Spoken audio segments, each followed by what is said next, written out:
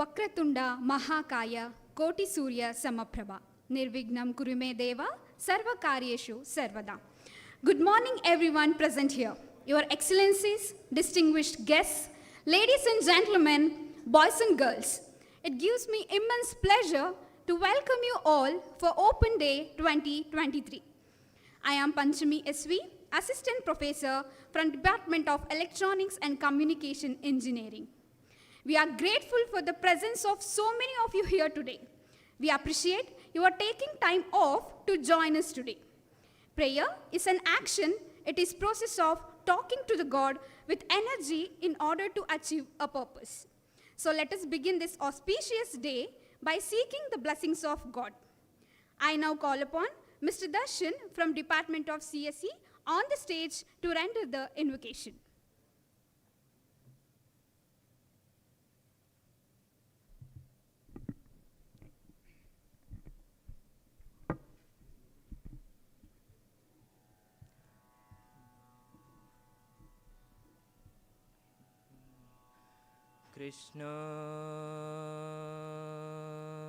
Krishnaya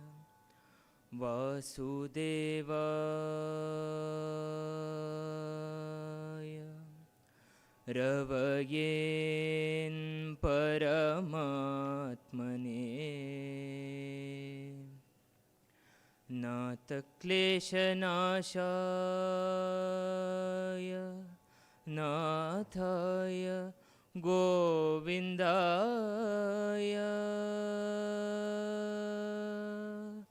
Namo Namaha.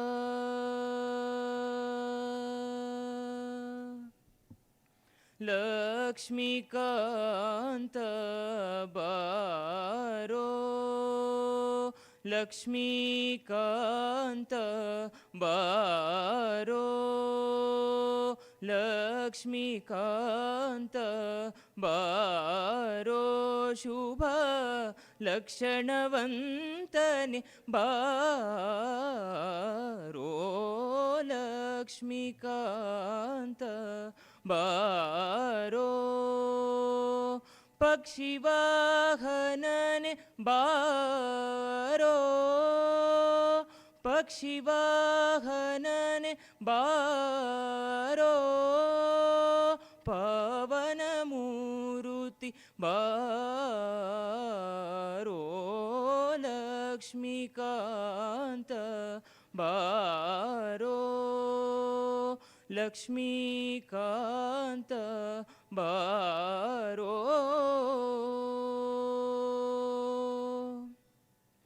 ಗಾಡಿಗಾರ Krishna ನಿನ್ನನು ಬೇಡಿಕೊಂಬೆ ರೂಢ ಮಾತನಾಡಿ ಸರ್ವರೂಢಿ ಗೊಡೆಯ ಗಾಡಿಗಾರ ಕೃಷ್ಣ ನಿನ್ನನು ಬೇಡಿಕೊಂಬೆ ರೂಢ ಮಾತನಾಡಿ ಸರ್ವರೂಢಿ ಗೊಡೆಯ ನಿನ್ನ ಪಾದಂಗಳ ಬಣ್ಣಿಸಿ ಕರೆವೆನೋ ನಿನ್ನ ಪಾದಂಗಳ ಬಣ್ಣಿಸಿ ಕರೆವೆನೋ ನಿನ್ನ ಪಾದಂಗಳ ಬಣ್ಣಿಸಿ ಕರೆವೆನೋ ಪನ್ನಗ ಶಯನ ಪುರಂದರ ವಿಠ್ಠಲ ಬಾರೋ ಪನ್ನಗ ಶಯನ ಪುರಂದರ ವಿಠ್ಠಲ ಬಾರೋ ಲಕ್ಷ್ಮೀಕಾಂತ ಬಾರೋ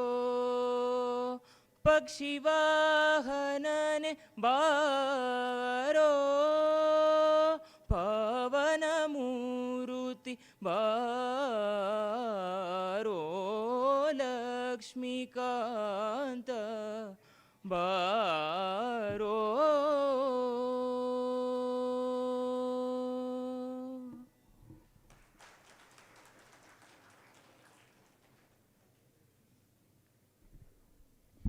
Thank you, Darshan, for melodious invocation. Now, let's extend a formal welcoming to you all. I now call upon Dr. Sudesh KV, Associate Professor from Department of Electronics and Communication Engineering, to formally welcome the gathering.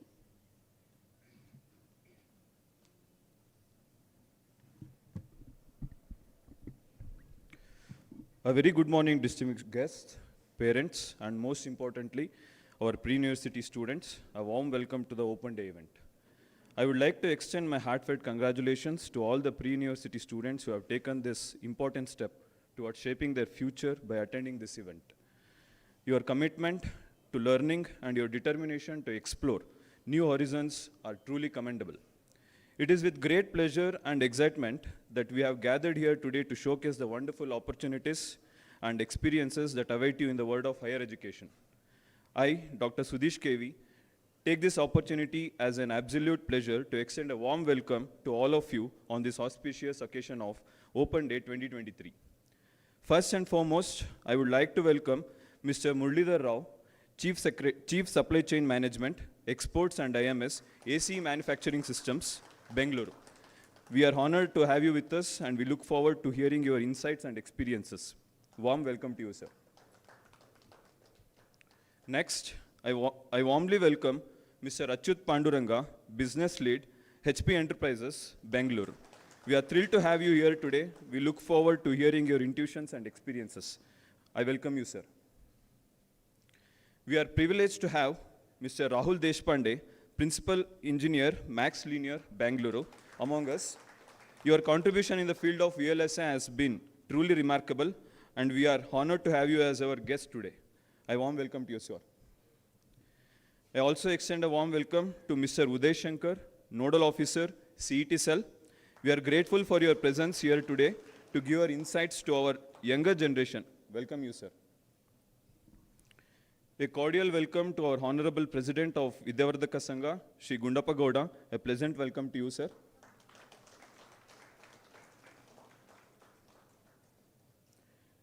I would also like to welcome our Honorable Secretary of Vidyavardhaka Sangha, Engineer P. Vishwanath. Welcome you, sir. A warm welcome to our Honorable Treasurer of Vidyavardhaka Sangha, Shri Shaila Ramananavar. I welcome you, sir.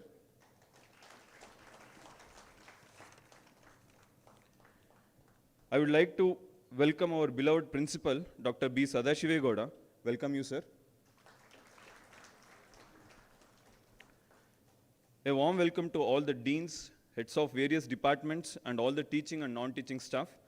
A cordial welcome to all the parents who have accompanied their wards today. Last, but not at all the least, my younger generation students who have come here with a lot of expectations and questions in their minds. A warm welcome to you all. May this Open Day be a memorable experience filled with excitement, inspiration, and endless possibilities. Take this opportunity to ignite your passions, explore new horizons, and set your sights on a bright and promising future. Thank you, one and all. Thank you.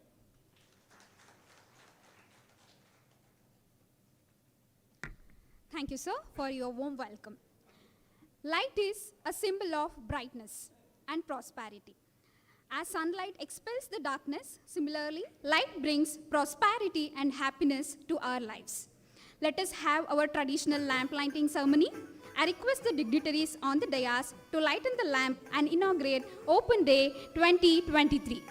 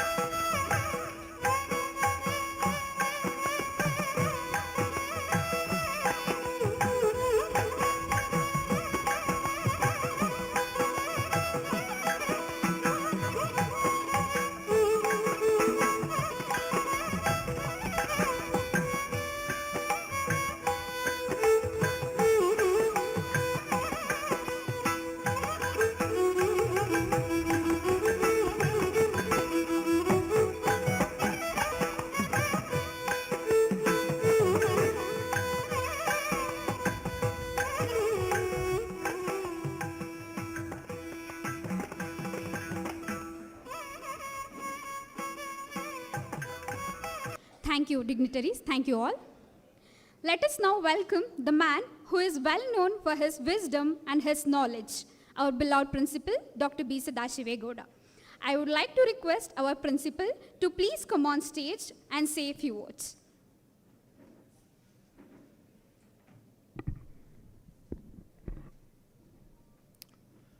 ಎಲ್ಲರಿಗೂ ನಮಸ್ಕಾರ. Good morning, ladies and gentlemen. The dignitaries on the dais, we have amongst us Mr. Achut Panduranga from Hewlett Packard Enterprise, Mr. Muralidhar from ACE Designs from Bengaluru, and our own alumnus, Mr. Rahul Deshpande. And also we have CET Nodal Officer, Mr. Uday Shankar, and the Honorable President of Vidyavardhaka Sangha, Sri Gundappa Gowda, the Honorable Secretary, Engineer Sri P. Vishwanath, the Honorable Treasurer, Sri Saila Ramannavar, all the respected deans, heads of departments, all the respected parents, and the students who aspire to know more about engineering profession, and also the CET counseling process. Let me once again welcome each one of you to this open day. We started this open day concept in the city of Mysuru in the year 2022. And there we had an overwhelming response from the public that motivated us to continue this trend. Vidyavardhaka College of Engineering, I think most of you are familiar with, was started in the year 1997 with 4 undergraduate programs with an intake of 300. Today, we have an intake of 1,020. So in the undergraduate programs and in the postgraduate, we have 3 postgraduate programs, and also research programs in 9 departments where 114 PhD scholars are pursuing PhD programs in our institute. Our institute has successfully completed 25 years in the year 2022, and this is the 26th year. In the year 2017, our institute got accredited by National Board of Accreditation. Basically, that tells you where we stand, because National Board of Accreditation checks the certain parameters for engineering institutions whether we meet the international standards.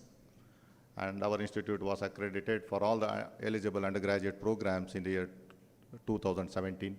In 2018, that motivated us to go for NAC accreditation. Our institute was accredited by NAC with an A grade. And in the year 2020, we decided that we should become an autonomous institution so that we can design our own curriculum that meets industry expectations. Accordingly, we applied for autonomy, and we got our institute the autonomous status in the year 2020. And in the year 2022, our institute was figured in the NIRF, and in case you are aware of it, you know what it means. But actually it means National Institutional Ranking Framework.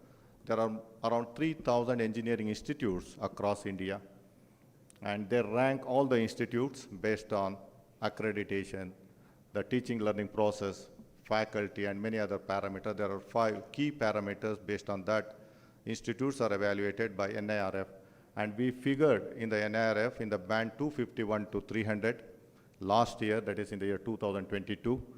And it means that we are one of the top 300 institutes out of 3,000 engineering colleges across India. And also the QSI gauge, which evaluates the institutes, and they evaluated both the students and the faculty members, and we got the Institute of Happiness Award for our institute in the year 2022, where more than 84% of our students have given a rating more than 84%. So these are some of the achievements, and other achievements include the placement.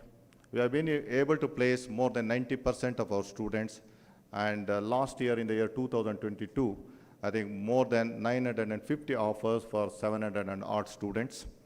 And this year we have 650 plus offers with the highest package of 27 lakhs and also 24 lakhs this year. So the institute has been growing significantly in the last couple of years, particularly after we became accredited by NBA and also by the NAC. And we have many activities lined up for you today. So I would not like to take too much of your time. Basically, we will have both Kannada and English.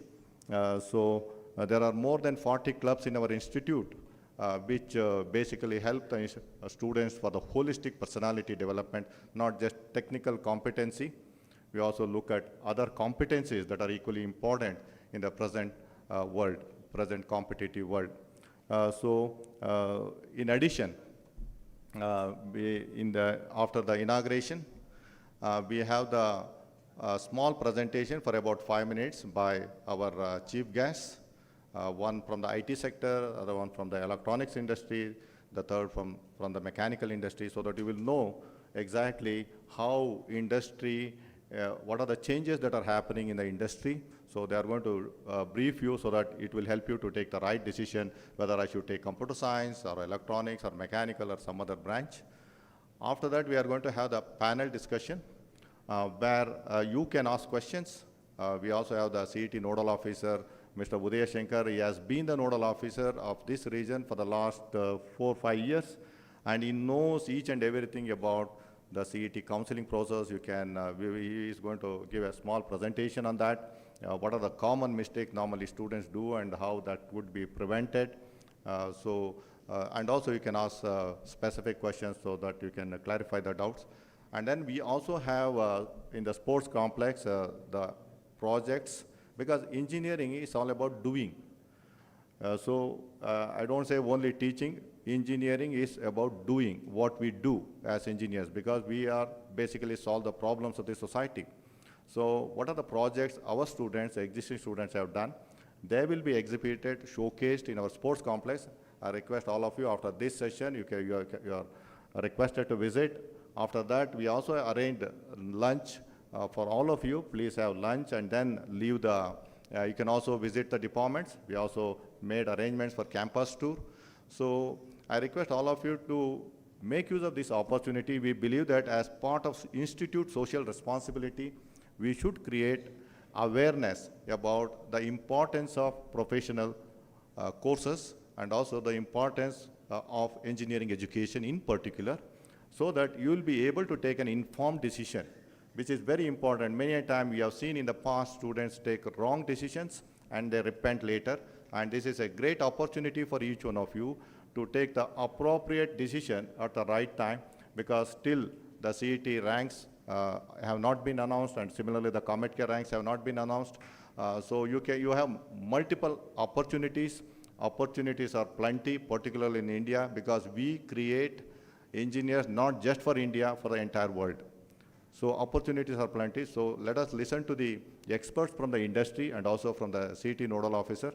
So once again, I welcome each one of you to our institute open day. I request all of you to kindly stay back till the program gets over, and then please visit the sports complex and experience the enthusiasm the students and the faculty have in our institute. With this, let me extend a warm welcome to each one of you. Thank you all.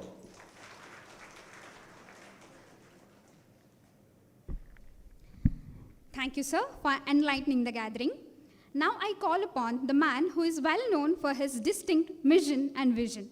I would like to request Honorable Secretary of Vidyavardhaka Sangha, Engineer P. Vishwanath, to enlighten us on this occasion.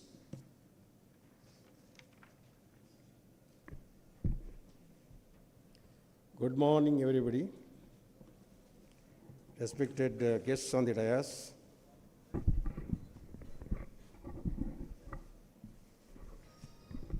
Shri Muralidhar Rao from Chief Chain Management, AIMS Bangalore. Shri Acharya Panduranga, Business Lead, HP Enterprises, Bangalore. Shri Rahul Deshpande, Principal Engineer, Max Linear, Bangalore. Respected Honorary President, Shri Gundappa Gowda. Respected Honorary Treasurer, Shri Seychelles Ramannavar. And respected Principal Dr. B. Sadesh Yogad on the dais, all the Sri Uday Shankar, CET Nodal Officer, all the deans, HODs, faculty member, especially the students and the parents. I can say future students and parents.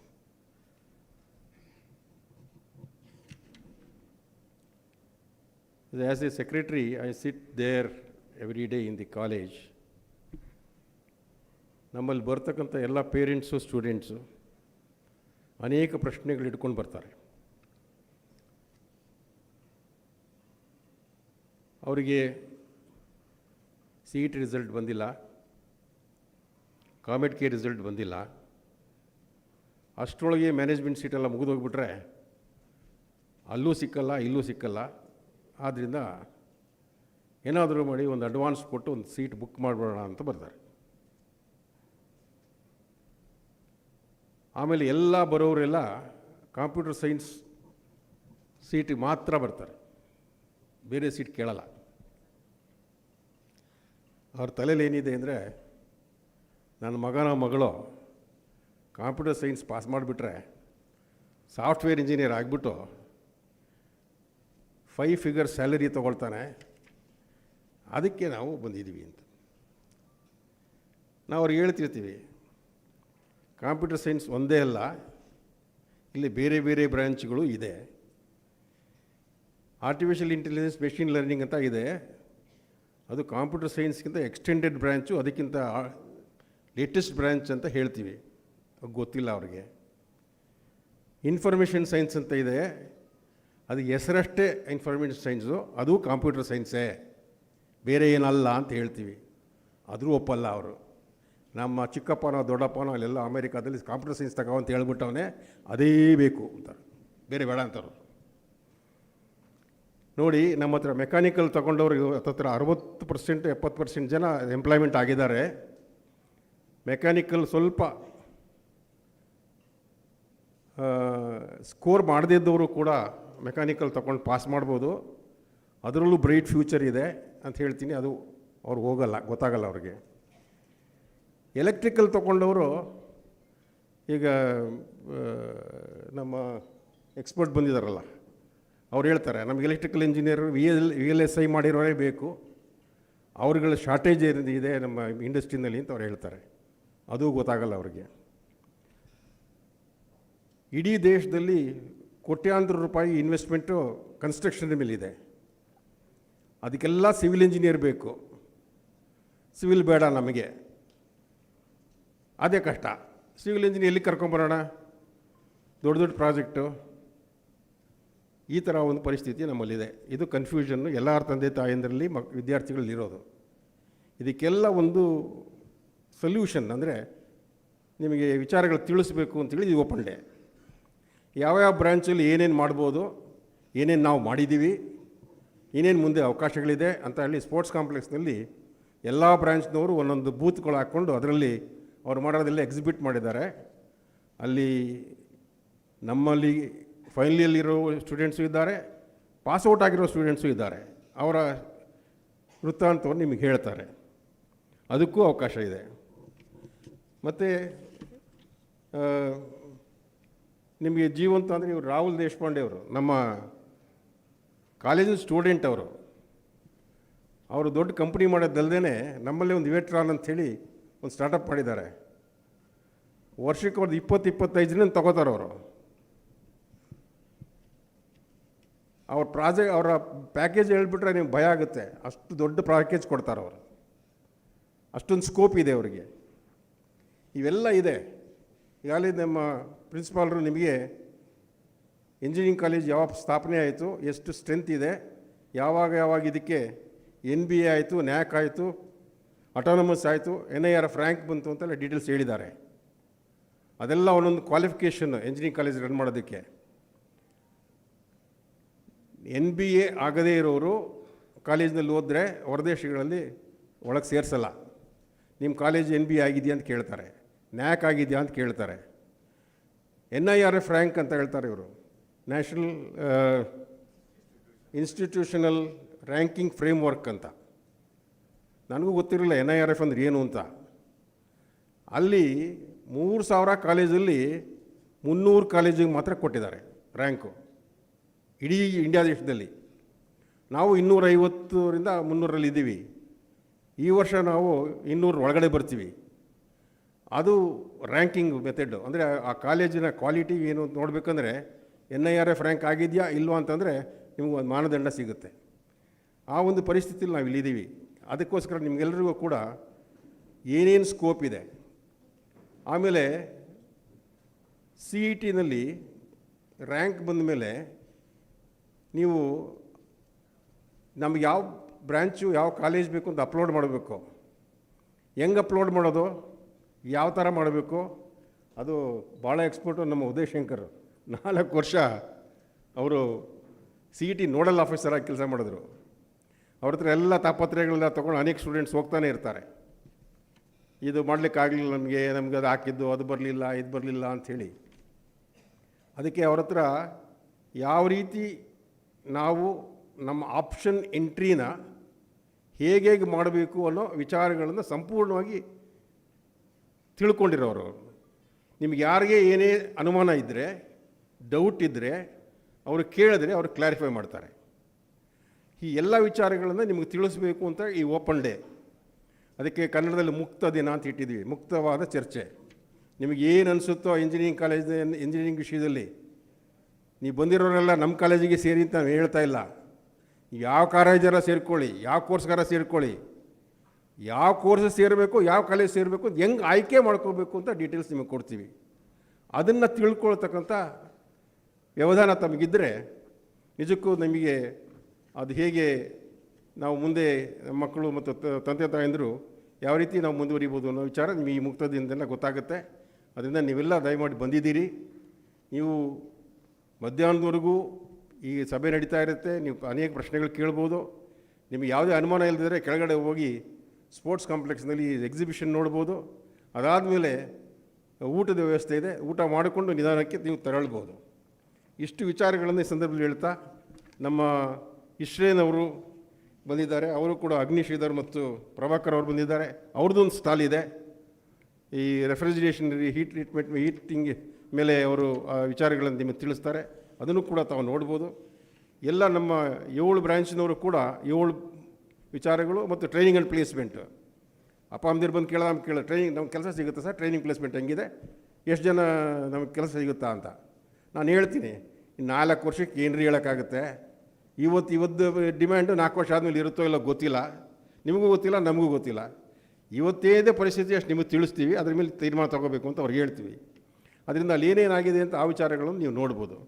ಇಷ್ಟೆಲ್ಲ ವಿಚಾರಗಳನ್ನು ನಿಮಗೆ ತಿಳಿಸೋದಕ್ಕೆ ಇದನ್ನು ನಮ್ಮ ಜೊತೆಯಲ್ಲಿ, ನಿಮ್ಮಗಳ ಜೊತೆಯಲ್ಲಿ ನಾವಿದ್ದೀವಿ. ಮತ್ತು ನಮ್ಮ ವಿಶೇಷವಾಗಿ ಇಂಡಸ್ಟ್ರಿಯ ಕಾರ್ಖಾನೆಗಳ ವಿಚಾರಗಳನ್ನು ಕಾರ್ಪೊರೇಟ್ ಸಂಸ್ಥೆಗಳು ನಡೆಸ್ತಾ ಇರ್ತಕ್ಕಂಥ ಎಕ್ಸ್ಪರ್ಟ್ಸ್ ಇದ್ದಾರೆ.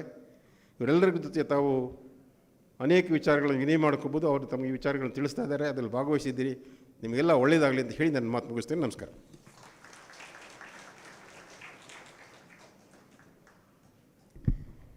Thank you, sir, for your information and encouragement for the gathering. I now request to true devotee of Ramakrishna Ashrama, Honorable President of Vidyavardhaka Sangha, Shri Gundappa Gowda, to deliver presidential address.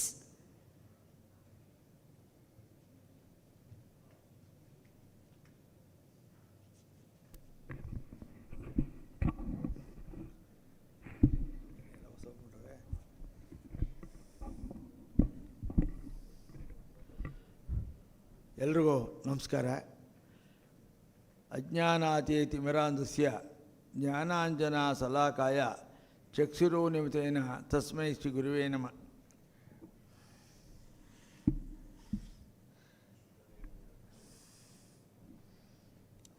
ಈ ದಿನದ ಮುಖ್ಯ ಅತಿಥಿಗಳಾದ ಮುರಳೀಧರ್ ಅವರೇ, ಅಚ್ಯುತ ಪಾಂಡುರಂಗರವರೇ, ರಾಹುಲ್ ದೇಶಪಾಂಡೆ ಅವರೇ, ಉದಯಶಂಕರ್ ಅವರೇ, ಸಂಸ್ಥೆಯ ಕಾರ್ಯಕರ್ತರಾದಂಥ ಶ್ರೀ ವಿಶ್ವನಾಥ್ ಅವರೇ, ಕೋಶಾಧ್ಯಕ್ಷರಾದ Srishaila ರಾಮಣ್ಣವರೇ, ಪ್ರಾಚಾರ್ಯರಾದ doctor ಸದಾಶಿವಗೌಡ್ರೆ, ಎಲ್ಲ ವಿಭಾಗದ ಮುಖ್ಯಸ್ಥರೇ, ಉಪನ್ಯಾಸಕರೇ, ಹೊಸದಾಗಿ ಇಂಜಿನಿಯರ್ ಕಾಲೇಜಿಗೆ ಪ್ರವೇಶವನ್ನು ಪಡೆಯಲ್ತಕ್ಕಂಥ ಎಲ್ಲ ವಿದ್ಯಾರ್ಥಿನಿಯರೇ, ಪೋಷಕರೇ. ವಿದ್ಯಾವರ್ಧಕ ಸಂಸ್ಥೆ 1947ರಲ್ಲಿ ಶ್ರೀ ಕೆ ಪುಟ್ಟಸ್ವಾಮಿ ಅವರ ಸ್ನೇಹಿತರು ಪ್ರಾರಂಭಿಸಿದರು. ಮೈಸೂರಿನ ಮಧ್ಯಭಾಗದಲ್ಲೇ ಹೈಸ್ಕೂಲನ್ನು ಪ್ರಾರಂಭಿಸಿ 1974ರಲ್ಲಿ ಈ ಒಂದು ಪ್ರದೇಶವನ್ನು ಕೆ ಪುಟ್ಟಸ್ವಾಮಿಯವರೇ ಸರ್ಕಾರದಿಂದ ಪಡೆದು ಇಲ್ಲಿ ಒಂದು ತಾಂತ್ರಿಕ ಕಾಲೇಜ್ ಮಾಡಬೇಕು ಅಂತ ಅವರು ಅಭಿಲಾಷೆಯನ್ನು ಇಟ್ಕೊಂಡಿದ್ದರು. ನಾವು 1997ರಲ್ಲಿ PM ಚಿಕ್ಕಪ್ಪನ ಸಾರಥ್ಯದಲ್ಲಿ 4 ಕೋರ್ಸನ್ನು 240 ವಿದ್ಯಾರ್ಥಿಗಳಿಗೆ ಈ ಒಂದು 25 ವರ್ಷದಿಂದ ಕಾಲೇಜನ್ನು ಪ್ರಾರಂಭಿಸಿ ಈಗ 25 ವರ್ಷ ಆಗಿದೆ. ಸುಮಾರು 1100 ವಿದ್ಯಾರ್ಥಿಗಳು ಪ್ರವೇಶವನ್ನು ಪಡೀತಾ ಇದ್ದಾರೆ 7 ವಿಭಾಗದಿಂದ. IS ಮತ್ತು CS 240 ವಿದ್ಯಾರ್ಥಿಗಳನ್ನು ಈ ವರ್ಷ ಪ್ರವೇಶವನ್ನು ಕೊಡ್ತಾಯಿದ್ದೀವಿ. ನಮ್ಮ ಇಂಜಿನಿಯರ್ ಕಾಲೇಜಲ್ಲಿ ಹಿಂದೆ ಎನ್ವೈರ್ಮೆಂಟಲ್ಲಿ ಅವಾಗ ಎನ್ವೈರ್ಮೆಂಟ್ ಇತ್ತು. ಆವಾಗ ಪಾಸ್ ಮಾಡ್ಕೊಂಡಂಥ ಒಬ್ಬ ವಿದ್ಯಾರ್ಥಿ ನಾವು ಇನ್ಫೋಸಿಸಲ್ಲಿ ಕೆಲಸ ಮಾಡ್ತಾಯಿದ್ರು. ಏನು ರೀ ನೀವು ಎನ್ವೈರ್ಮೆಂಟಲ್ಲಿ ಮಾಡಿರೋ ಇನ್ಫೋಸಲ್ಲಿ ಮಾಡ್ತಾಯಿದ್ದೀರಲ್ಲ ಅಂತ ಕೇಳಿದೆ. ಆದ್ದರಿಂದ ಅವರಲ್ಲಿ ಇನ್ಫೋಸಲ್ಲಿ ಒಳ್ಳೆ ಉದ್ಯೋಗದಲ್ಲಿ ಕೆಲಸ ಮಾಡ್ತಾಯಿದ್ದಾರೆ.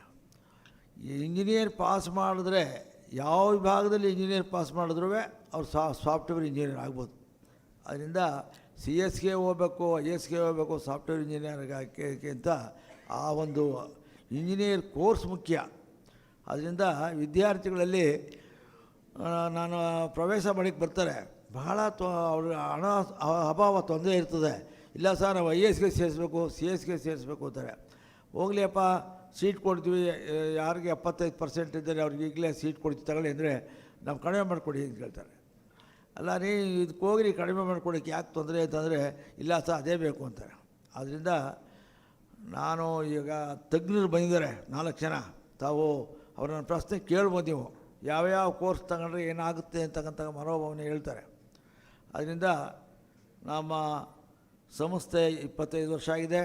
ತಾವು ಎಲ್ಲ ವಿಭಾಗವನ್ನು ಹೋಗಿ ನೋಡ್ಕೊಂಡು ಬನ್ನಿ. ಯಾಕೆಂದರೆ ಕಾಲೇಜಲ್ಲಿ ಬಂದಮೇಲೆ ಒಂದೊಂದು ವಿಭಾಗ ನೋಡಬೇಕಾಗ್ತದೆ. ನಾವು ಪ್ರಾರಂಭ ಮಾಡಿದಾಗ 25 ವರ್ಷದಲ್ಲಿ ITI ಕಾಲೇಜಲ್ಲಿ ಮಾಡಿದ್ದು.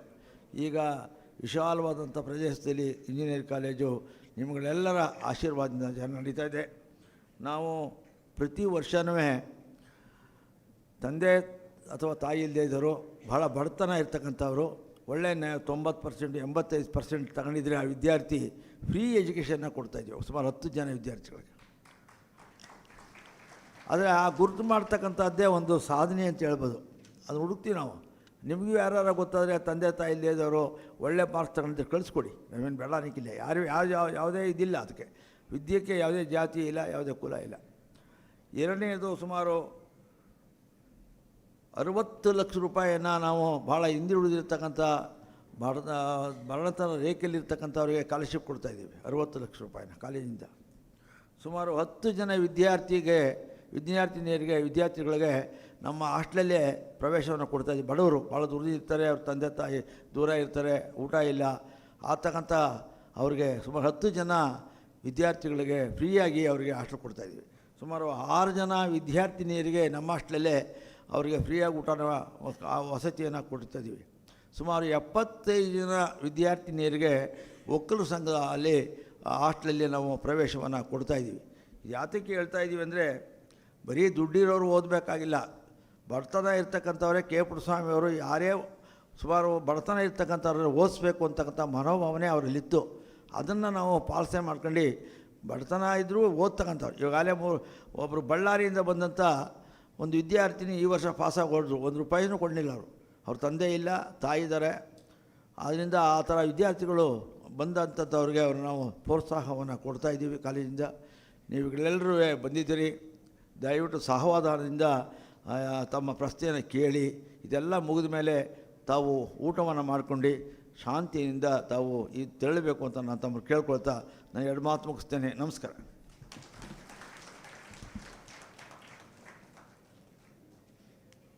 Thank you, sir. Thank you, sir, for your kindness and support. As we come to the end of our inaugural function, I now invite Dr. Madhusudan H.S., Associate Professor from Department of CSE, to propose vote of thanks. Good morning, all. I take this privilege to propose vote of thanks. Firstly, I would like to thank our chief guests for lending their time to grace this occasion. We have with us Mr. Muralidhar Rao. Thank you, sir.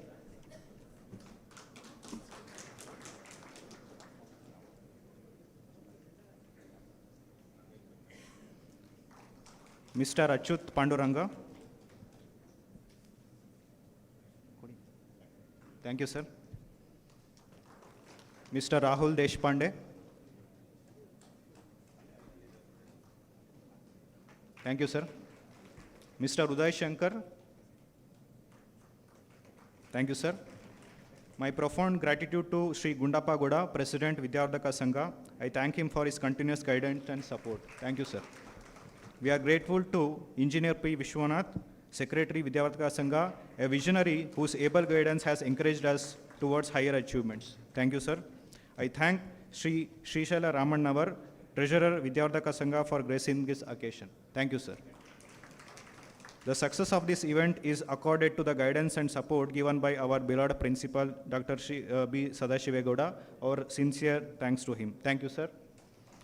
An extended thanks to all the deans, HODs of various departments for their cooperation and support. Thank you all. A special thanks to all the students and their parents for attending this event. Wish them to have a memorable experience at Vidyavardhaka College of Engineering. I thank all the faculty and student coordinators of the Open Day 2020-23 for their effort in organizing this event. My heartfelt thanks to all the faculty members of Vidyavardhaka College of Engineering for their cooperation in organizing this event. A special gratitude to all the non-teaching staffs for their hard work to ensure that this event becomes a memorable success. I thank all the distinguished invitees who have accepted our invitation. I thank members of press and media for enriching interest in covering this event. Thank you all. ಎಲ್ರಿಗೂ ನಮಸ್ಕಾರ. ಈಗ ನಾನು ಒಂದು ವಿಷಯವನ್ನು ಮತ್ತೊಬ್ಬರಿಗೆ ಹೇಳ್ತಾ ಇದ್ದೀನಿ. ಯಾರು ಗ್ರಾಮಾಂತರದಿಂದ ಬರ್ತಕ್ಕಂಥ ವಿದ್ಯಾರ್ಥಿಗಳಿದ್ದಾರೆ, ನಮ್ಮ ರೂರಲ್ ಬಸ್ ಸ್ಟ್ಯಾಂಡಿಂದ ನಾವು ಬಸ್ ಹಾಕಿದ್ವಿ ಬೆಳಿಗ್ಗೆ ಹೊತ್ತು, ಫ್ರೀ ಬಸ್ಸು ನಮ್ಮ ಕಾಲೇಜಿಂದಲೇ. ಆ ವಿದ್ಯಾರ್ಥಿಗಳು ದೂರದಿಂದ ಬರ್ತಾರೆ, ಗುಂಡ್ಲುಪೇಟೆಯವರು, ಇದು ಹುಣಸೂರು, ಪ್ರಿಯಾಪಟ್ಟಣ, ಈ ಕಡೆ ನಂಜನಗೂಡು, ಟಿ ನರಸೀಪುರ, ಈ ಕಡೆ ಬರ್ತಕ್ಕಂಥ ವಿದ್ಯಾರ್ಥಿನಿಯರು ರೂರಲ್ ಬಸ್ ಸ್ಟ್ಯಾಂಡಿಂದ ನಾವು ಫ್ರೀಯಾಗಿ ಅಲ್ಲಿಗೆ ಬಸ್ ಕಳಿಸ್ತೀವಿ. ಆ ಬಸ್ಸಿಂದ ಬೆಳಿಗ್ಗೆ ಹೊತ್ತು ಇಲ್ಲಿಗೆ ಕಾಲೇಜಿಗೆ ಬರ್ತಾರೆ. ಆ ವಿಷಯನ ತಮಗೆ ತಿಳಿಸ್ತಾ ಇದ್ದೀನಿ. Thank you, sir. I now request Professor Arun Dikshit and Professor Aishwarya to take over.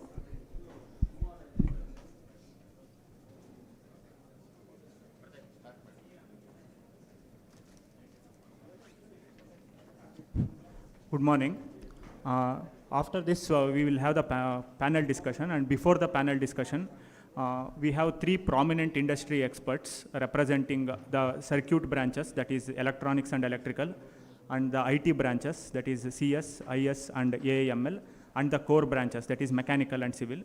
And they will be sharing their experiences, their journey, and their insights of what they have done so far in their career for about 4 to 5 minutes. And that will happen before the panel discussion. Firstly, I would like to introduce Mr. Muralidhar Rao. Muralidhar Rao is currently working as Chief Supply Chain Management Exports, IMS, at ACE Manufacturing Systems Limited, Bengaluru. He has 3 decades of experience in CNC machine tool design, supply chain manufacturing, stores, production quality, and service. He was instrumental in developing export market across the world. He led the ACE manufacturing system team in exporting the CNC machines to Japan during the year 2002 to 2004.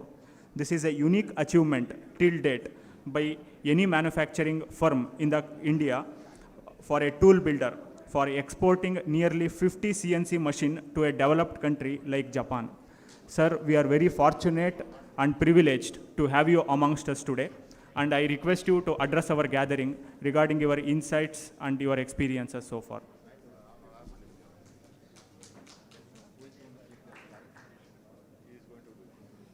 Can I do it on my phone?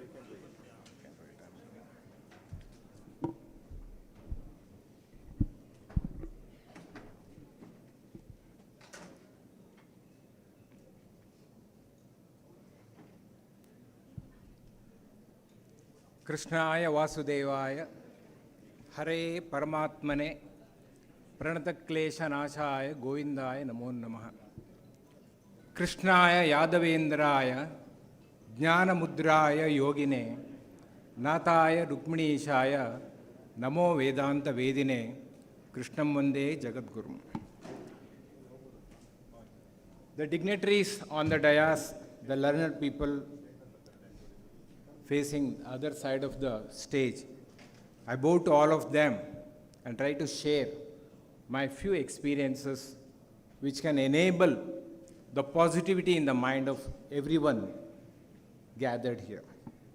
I hail from mechanical engineering field with over 3 decades of work experience.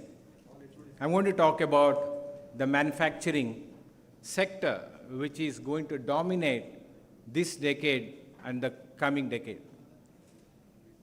If everybody is aware, the backbone of our manufacturing sector is the MSMEs, which contributes nearly for 11 crore people. They're working in the manufacturing sectors through the MSMEs, and the 30% of the GDP is coming from these MSMEs. It's very important to know that these statistics, which can instill the confidence who are gathered here. Of the 30% of the GDP, we have 6% is coming from the manufacturing sector and 24% is coming from the service sectors. MSMEs are also contributing for 50% of the country's export, which is a big number today. If you see the global output of the manufacturing, I want to take you to the journey of the China, where they stand at 29% of the manufacturing output, where India is at around 6th position with the 3% of the global manufacturing output. What differentiates the India from the rest of the world is that of our population. The very dynamic population what we have, that is our real strength. The youngsters are all sitting here. The future of the decade, the future of the centuries belongs to India. India today is the largest population in the world. We overtook even China. I think the last month with 1.428 billion as against 1.425 billion people in China. One of the best statistics is our average median age in the country is 28 years. It means there is a huge potential for all of us to contribute for the growth of the country. And also, we can perform the plenty of things in the life. If you see the GDP history, probably a few days back, you must have seen the last year, everybody is talking, the IMF talking about the GDP of 5.9%, or the World Bank was talking 5.3%, and our own RBI is talking about 7%. And today, India is the largest GDP in the world with 7.2%, which is an unprecedented thing. This is very important for the youngsters to instill the confidence within yourself. As I told you, this 30% of the GDP is coming from the sectors of the MSMEs and 6% from the manufacturing. Where we're heading is India is going to become, in the manufacturing sector, the global hub by the year 2030. If I see the way the things are happening, pre-COVID days, we were in the VUCA world. I think most of you must have heard of this word, VUCA world, where V stands for volatility, U for uncertainty, and C for confusing situation, and A for ambiguous. Post-COVID, we have moved out from VUCA world to the Bani world.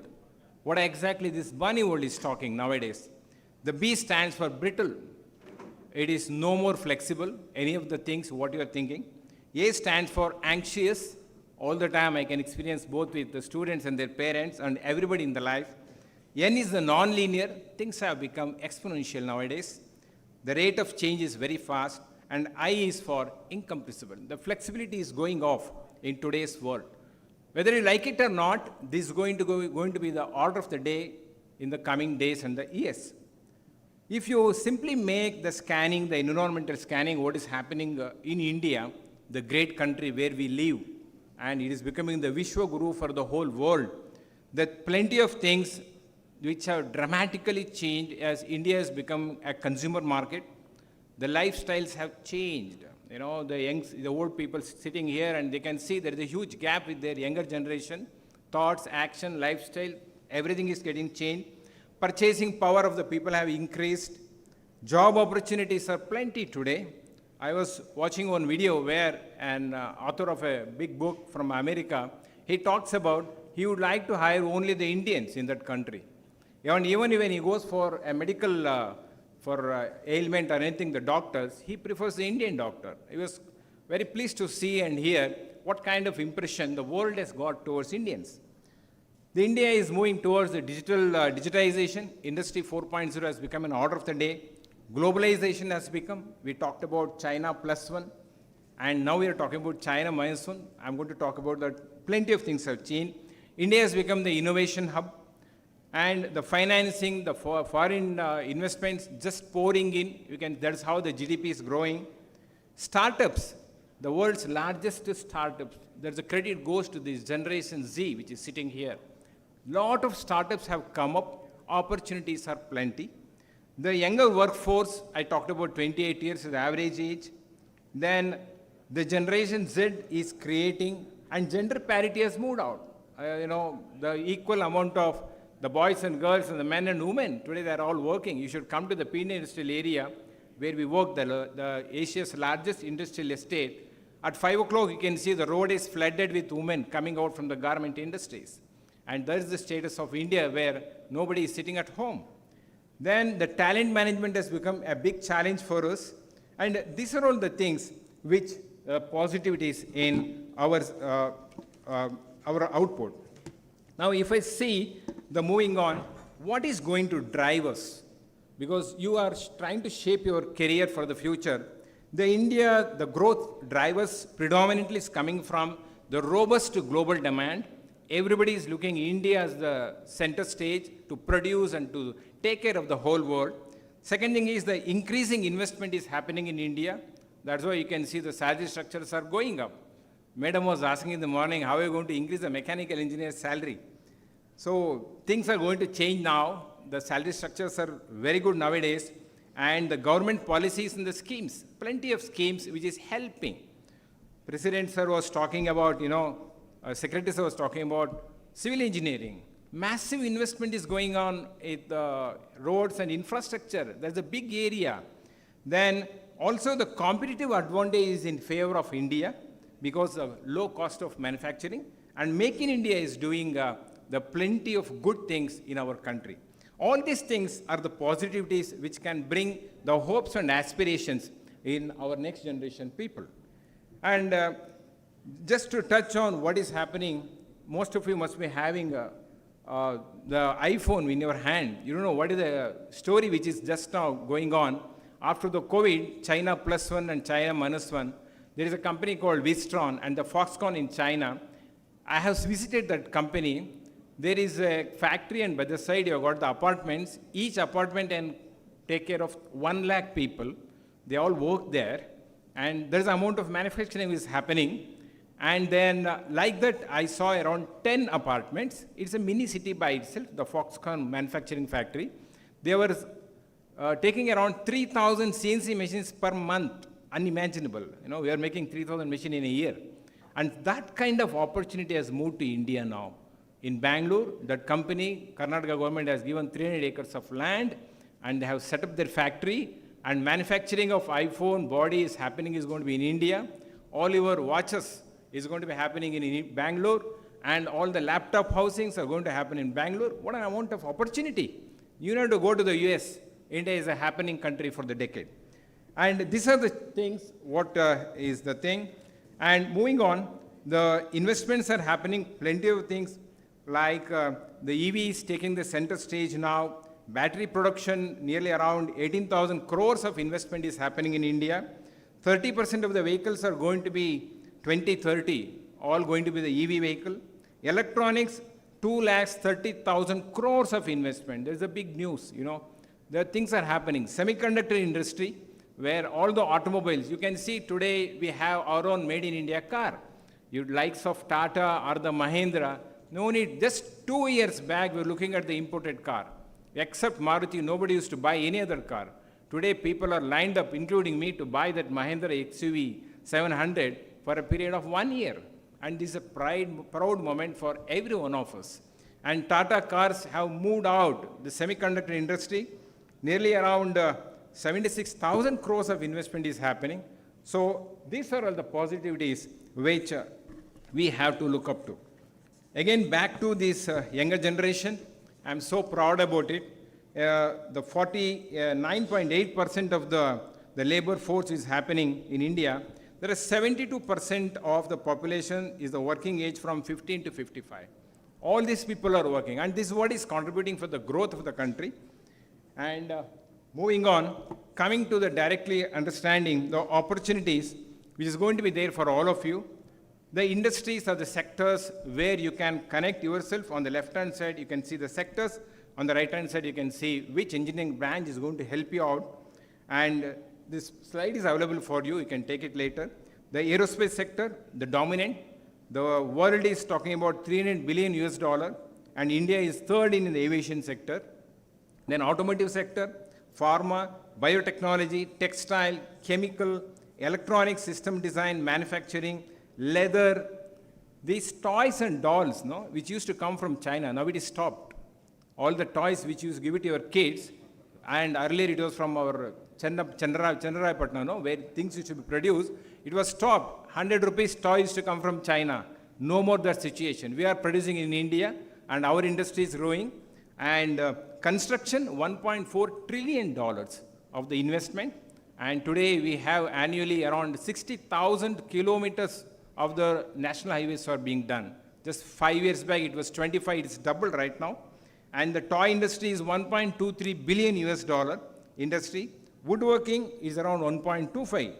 And if you want to focus for the future, the industries which you can opt could be the aerospace, telecommunication, machine learning, robotics, biochemical, petroleum engineering, and biotech engineering. These are all some of the areas which are all the hidden things where you'll not be in a position to see what's happening. If you just to take the journey of our organization, typically any manufacturing industry will be an organized structure like this. We hire people, mechanical, electrical, electronics, and basically these are all the things, industrial engineers. All these people are having an opportunity to work in a manufacturing industry. And somebody was talking about, the salary structure again. There is the one which is disturbing, where even in India we have seen in computer science, highest paid is something like 30 plus lakhs per annum. And electronic and communication is 30 lakhs again. Mechanical engineering is around 25 to 30 lakhs. And civil engineering is around 20 lakhs. I'm talking about the premier club. Whereas generally the mechanical engineers are paid up to the extent of 10 lakhs at an average, the annual package. And an industry, so by and large, it encloses all this department, and most of you will find an opportunity to work in industry, nothing to be worried. And system engineering is going to take the center stage in the coming days. Big data engineering, data analytics is another area. And these are all the things.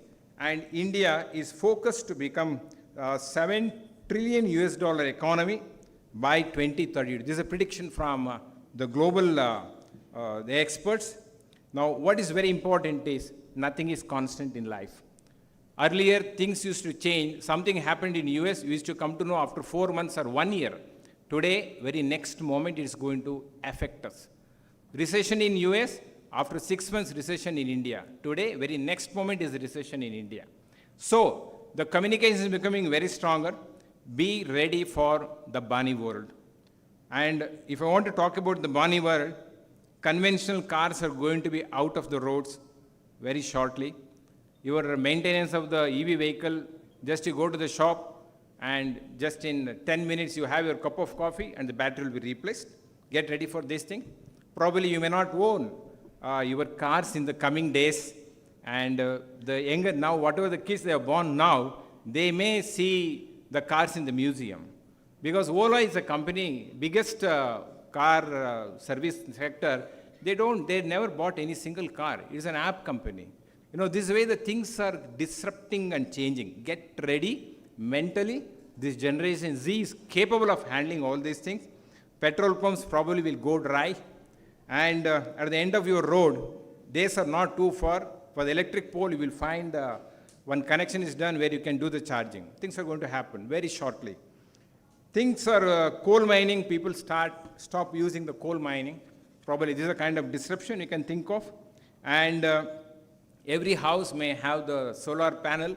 Other day, our Prime Minister Modi was talking about complete railway line is going to have, on the other side, you've got empty space, why can't you put the panel? Now the railway is talking about by 2030, whole of the Indian railway, the largest one in the world, is going to be solarized. Zero energy consumption. They don't want any electricity. What a change we are going to witness in the country. These are the kind of the disruptions that we can have. And I talked about the Uber. Get ready for the bunny world. Nothing is permanent. Opportunities are plenty. Probably we can have the more discussion after this. Thank you very much.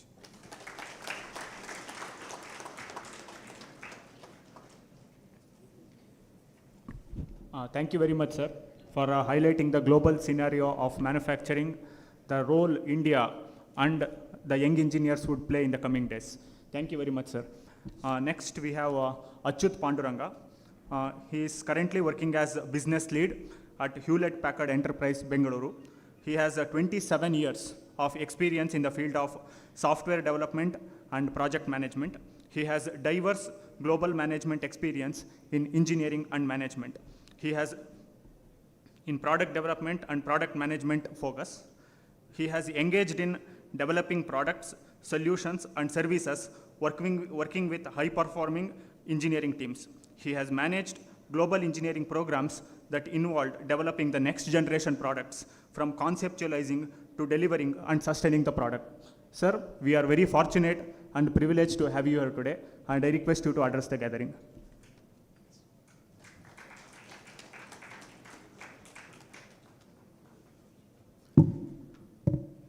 Thank you so much. Eldrigu namaskara. So I'll start with a quote. Coming together is a beginning, which is what we all are gathered here for. Working together is progress, which I think you'll all take away from this gathering here today and in the hall. You'll know more. And then working together, achieving things in the years to come. This is the journey we all went through. This is some of the journeys that we all, he talked about the 25 years of experience that I've had in the industry. When I joined the industry, there was a mentor who I spoke to, and he told me that he was 30 plus years in the industry. I said, I'm not even that old. Today, I'm standing in front of you. Many of you students who are going to be joining here were not even born when I started work. So it's been a journey for me.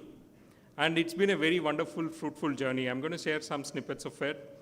And prior to that, I'm here to speak for how the industry has changed, but I'm going to keep it short. We have a panel discussion as well, so we'll cover some of those aspects there. Just to give, Madhusudan talked about a lot of data points which are speaking good about how the country as such is developing. We make in India, we deliver for the world. So lots of the solutions that we do are meant to, we are both the custom consumer as well as the exporter. So that's the most beautiful stage for any country to be in. When I joined the industry, or when he joined the industry, we were just about kind of making it for the world. We were ourselves not a consuming organization or a country as such. Now there is a lot more in-house demand for lots of the products and solutions we develop, which gives us an opportunity to make it better before we take it to the world. So that's the era that we are getting into, or we are already in. One of the biggest things that contributed to this era has been the digitization of content, right? How many of you have already surpassed your Google limit of 15 gigabytes? I'm one. Right? Your Gmails, your photos, which get stored, they run out of space at some point in time. There is so much data being generated. I did some fun facts about data. With the amount of data that we have today, if you put it in one of these DVD drives, it's already passé, but if you were to put it in a DVD drive, which takes about 4 GB data, right? And you stack one on top of the other for all the data that we have in the world, you can go to moon and come back about 287 times. That's how much data we have, and it's only growing. Today, we speak about all these devices. We talk about getting connected. We are connected in broadband, we are connected in optical cables, we are connected with 4G technology. 5G comes with a much higher speed, much more connectivity, much more address space. Therein lies the opportunity. Today, any and every device. I used to say about 6-7 years ago that everybody is connected. Now I can't say that. I'd like to say everybody and everything is connected. Today your homes are smart. Your devices are all smart. It's just about time when all your appliances at home get even smarter. Probably your refrigerator can order food and get it stocked. Right now it is capable, but laws don't permit. But he also mentioned about autonomous vehicles, right? Another example that I heard was from the CEO of General Motors, one of the largest automotive manufacturers in the country. They asked her, in one of our company events, they asked her, what do you see GM to be 10 years down the line? Her answer was short, but it's very deep. She expects General Motors, the largest automobile manufacturing company, in 10 years to be the largest software company. So disruption, IT is a facilitator, right? It facilitates every industry. So autonomous vehicles or autonomous ways of doing things are all possible because IT is able to do it. And it's not one versus the other. They have to coexist. Whichever industry that you look into today is looking at digitizing. With 5G coming, IoT coming, people in the know-how of how to apply it to solve problems to any domain, whether it is medicine, healthcare. We talk of healthcare today, we probably will be talking of health assurance in the future. Who knows, with the nanotechnologies and everything developing, you'll have what you wear, what you call is wearables today, could be inside your body. It's already there. You have pacemakers and others which are electronic equipment sitting in your body, making sure your body does its work. If you're able to get those technologies out, you help the human race progress further, faster, better, and have a better quality of life. Any solution, any industry is only looking for how to make it better for the future. We are all here. If you look at why are we here, what's our purpose of here? Our purpose of being here is to advance how we live and work, right? Nobody wants to regress. Everybody wants to be able to progress. So the future of how things will be dependent on how fast we can think through and make it happen, not just in one industry or the other. Industries working together. What either talked about systems engineering. A system is a collection of multiple different things. How do you put them all together, make them work? The common thread currently today is the information systems. So you bring them together, make it happen, is what we'll be looking to going into the future. So it could not have been brighter to the generation that is going to get into the engineering discipline now, because it's only going to get better and better and better with evolving technologies. I'll cover a little more of that in the coming sessions. But you all coming here with the interest to see how your kids advance, or your students looking at how you can advance your skills to be more contributing to the country, to the world at large, is an interesting step, is a very good step. Because not every one of us know everything. There are experts sitting here who know a lot about their world. Getting to talk to them, understanding what it means, working with the faculty here, working the heads of departments, seeing the demos, gives you better things to know. Generally, we tend to try and buy things, right? We tend to know what is good about it and others. This is an avenue, this is an opportunity, and I think I thank VVCE for enabling this to you all, and I think they have taken a lot of effort to put together what to do. As Gunapa sir said, you don't have to join this college, but knowing what can you do is important, and you have taken that first step. I wish every one of you, parents and the students, the very best of luck in the future. And we'll talk a little more. I'll be here for a few more hours, specific to the industry that I contribute to. If you are interested in knowing more, I'll be more than happy to share my experiences. And I know for sure a lot of you young, bright minds will have more questions that will put us all to think about what else can we do. So I'm looking forward to this opportunity. Thank you all for coming here today. Look forward to interacting with you.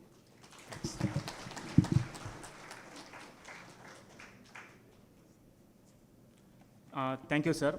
Thank you for sharing your experiences and highlighting the importance of the emerging technologies in the coming days. Thank you.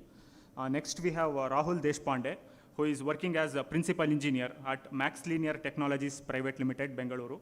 He has 10 years of experience in the semiconductor technology field, and he is a proud alumnus of VVCE. He has co-founded Vidyavardhaka Incubation Center for training the students in semiconductor and VLSI technology at our VVCE campus. He is currently working on 5G chips at Max Linear. He is also actively engaged with the electronics department in curriculum design and delivery. Sir, we are very fortunate to have you here today. I kindly request you to address the audience. Good morning, everyone. I think, firstly, I would like to thank for the opportunity from the VVC Sangha for being here and shedding some thoughts with all of you. So I think most of the economic or geopolitical overview has already been covered by Muralidhar sir and Achyut sir earlier. So I would not like to touch upon those. But then one keen observation that I saw from the start of this event is when I came in, I was asking sir that how the seats are getting filled off late. So the professor and HOD of ENC department was saying the first seats that are getting filled off late is computer science department. I agree that the computer science department has been off late having a lot of traction among everyone. But the fundamental question that I see is if every person who is intelligent and smart and wants to go to a certain department, who aren't there smart people necessary in the rest of the departments? So what the earlier dignitaries covered was there is a lot of opportunity apart from computer science in many other core branches. So during my tenure as a student, when I joined in 2008, it was EC department which was getting filled the first, and then the mechanical and the computer science. Now that globally there is a lot of requirement for software engineers, the demand for software engineers has gone up. But the concern behind it is, are we giving up, or are we neglecting that the other branches also need smart people, smart engineers? So that should be a question to be asked by every student and their parents. So if one department gets all the students, or eventually what is happening is they are increasing the number of seats in computer science, information science, and artificial intelligence, and they are coming up with more branches. But the hardware platform or the base platform which is required, on which the computer science department works, is electronics and the mechanical and the electrical. Because if we don't install servers, if we don't install the infrastructure, if we don't build the data centers, which involves electrical, mechanical, and electronics engineering, what is the platform that the computer science students are going to work on? Given this is the problem, of late we have seen that a lot of those things are being done by China, Vietnam, and Philippines. Since globally there is a geopolitical instability due to Chinese dominance, a lot of the jobs are now started going to Philippines and Vietnam. So India is actually in one way losing out the opportunities in electronics and electrical engineering. So me being a semiconductor engineer, one of the major issue that we are facing of late is, during our batch, it was extremely difficult to crack an interview in semiconductor industry. So we used to have like 7 rounds, 8 rounds of interviews. Of late, there are a lot of opportunities, but we are okay to take 2 to 3 rounds of interviews, but we are not able to get good candidates. That is the reason being the amount of focus that used to be there in the electronics domain, and amount of focus which was there in other core electronics domain has drastically reduced. Now this is going to be a recipe for disaster in the long run. And as a supplier of human resource, as a supplier of engineers, the college realizes that. So today it is, I think, college's responsibility, and also some of us who have been in this industry for a long term and are seeing the repercussions of a single branch or couple of branches getting a lot of traction, that we communicate to the population or the future prospects of these core domains that, okay, there is an opportunity here, and that opportunity wants many of you to come there and put your mind and intelligence into it. Secondly, about the package perspective, I think I had a decent package when I started the career, but in my personal opinion, in the initial years of career, more of the emphasis should be given into learning. 22 is a very young age, and there is about 38 years of career, considering 60 as the age of retirement. But of late, I have seen some of the people that I should retire at 45. That's not practical, to be very frank. Going by the current rate of inflation, there is always need of monetary funds for the family or whatever it is. If we learn and if we become capable, the money will always come. The semiconductor industry, for example, for that matter, in the initial years is not as attractive as computer science. But a 10-year engineer in semiconductor VLSI on an average gets paid above 40 lakh. And it is one industry where other department people cannot come and join intermediately, or they can't do a course or something online, or it is not replaceable by an artificial intelligence software or so whatever it is in the near future. So that gives us a lot of job security, and of late I've seen that, as Sir emphasized on one thing, India has clocked highest GDP in the world, which is 7%, and exceeding the expectations of RBI and many other agencies which have given the rating that it would be somewhere around 6.8 or 6.5. And we are one of the fastest growing economies in the world.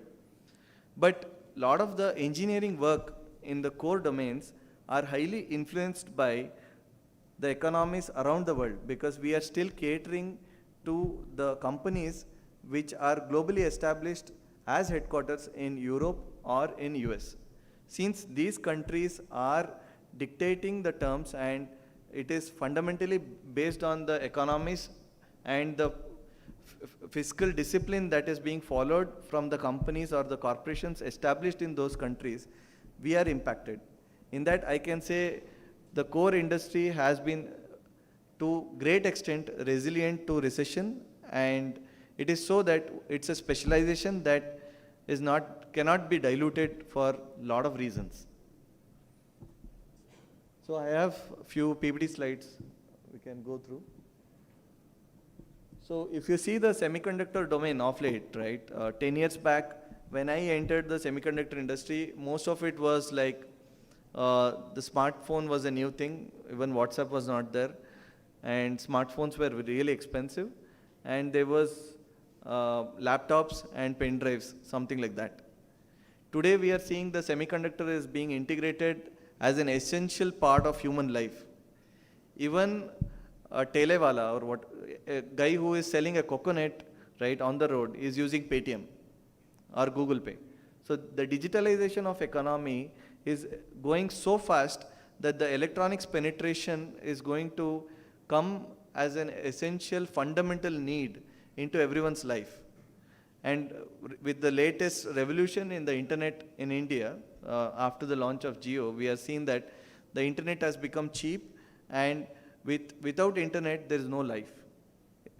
Can we imagine a day where we don't have an internet connection in our home? I don't think so. Most of us are an active user of electronics in our lives. So we have smart devices, we have IoT, we have mobile, we have server. So there is a whole big ecosystem that has been put in place to support all of this infrastructure. But with the increase in population that we have, with the requirement of more digital infrastructure we have, it has become a hard problem that to maintain the current cost and still give the services. So I work on a 5G chip.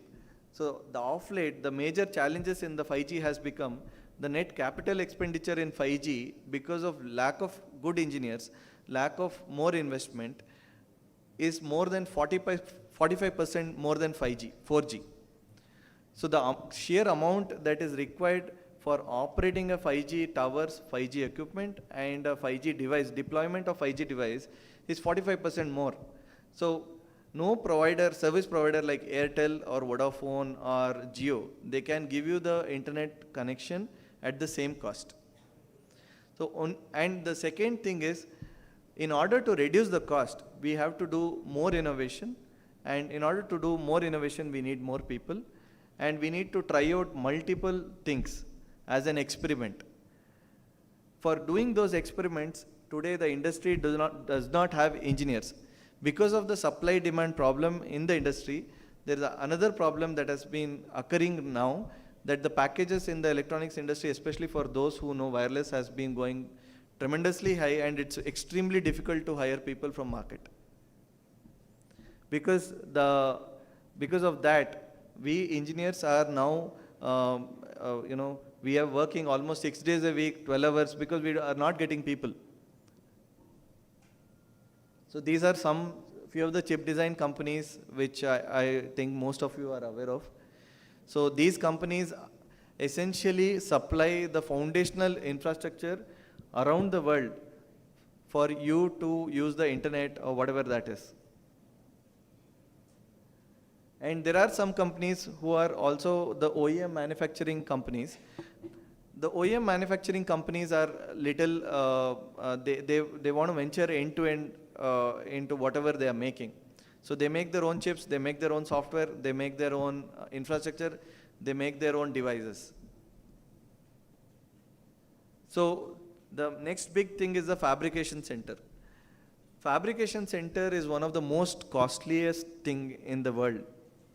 Like sir explained, there is a Foxconn Apple manufacturing unit in India that's mostly the chassis, the auto part.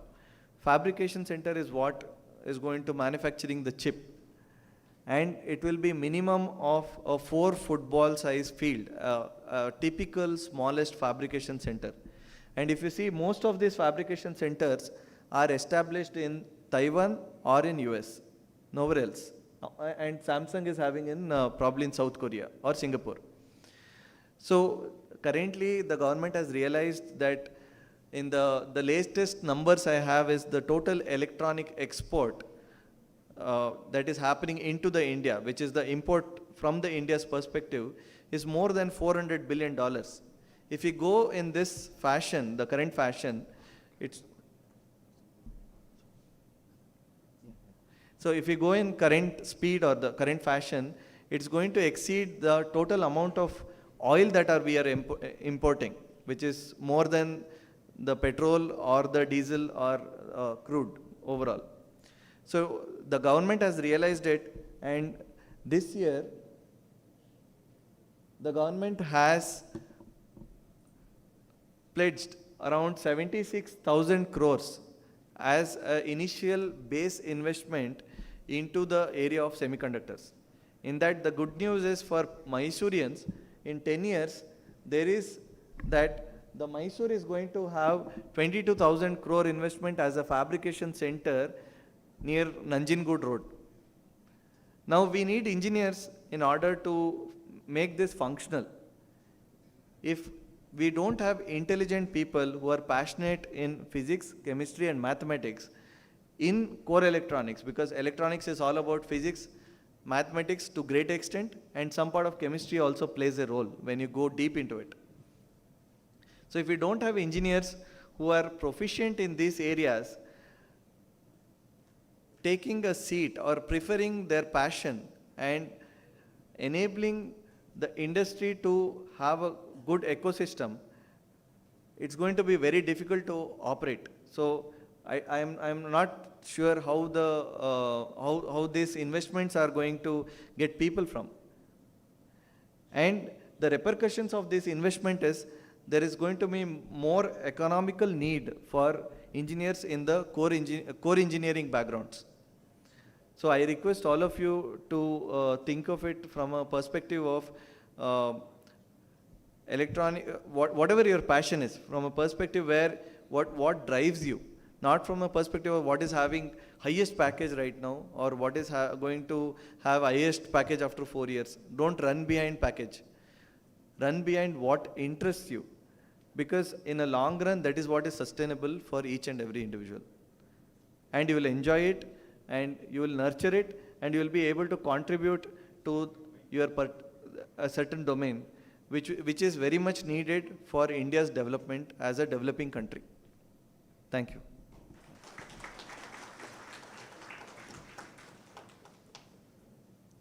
Thank you, sir, for your motivational words and encouraging words about the semiconductor industry and the electronics and communication field. Thank you very much.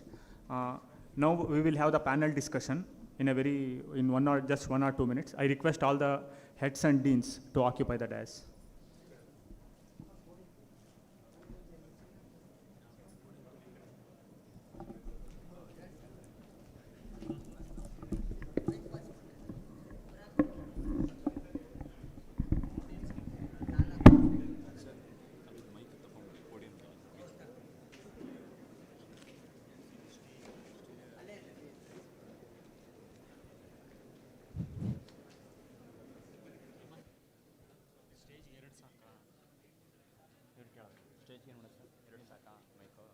ಸ್ಟೇಜ್ಗೆ ಮೂರು ಕೊಡಿ ಇಲ್ವಾ ಎಷ್ಟಿದೆ on ಆಗಿದೆಯಲ್ಲ lights on ಮಾಡಬೇಕಾದ್ರು ಇಲ್ಲಿ ಇಬ್ಬರು ಕೂರ್ತಾರಲ್ಲ ಅವರಿಬ್ಬರಿಗೆ ಒಂದು slide ಕೊಡಿ, ಒಂದು ಮೈಕ್ ಕೊಡಿ, ಮಿಕ್ಕಿದೆಲ್ಲ ಅವ್ರಿಗೆ ಬಿಡಿ, ಆಮೇಲೆ ಇಸ್ಕೊಂಡು ಅಲ್ಲಿದೆ ಅಲ್ಲಿದೆ.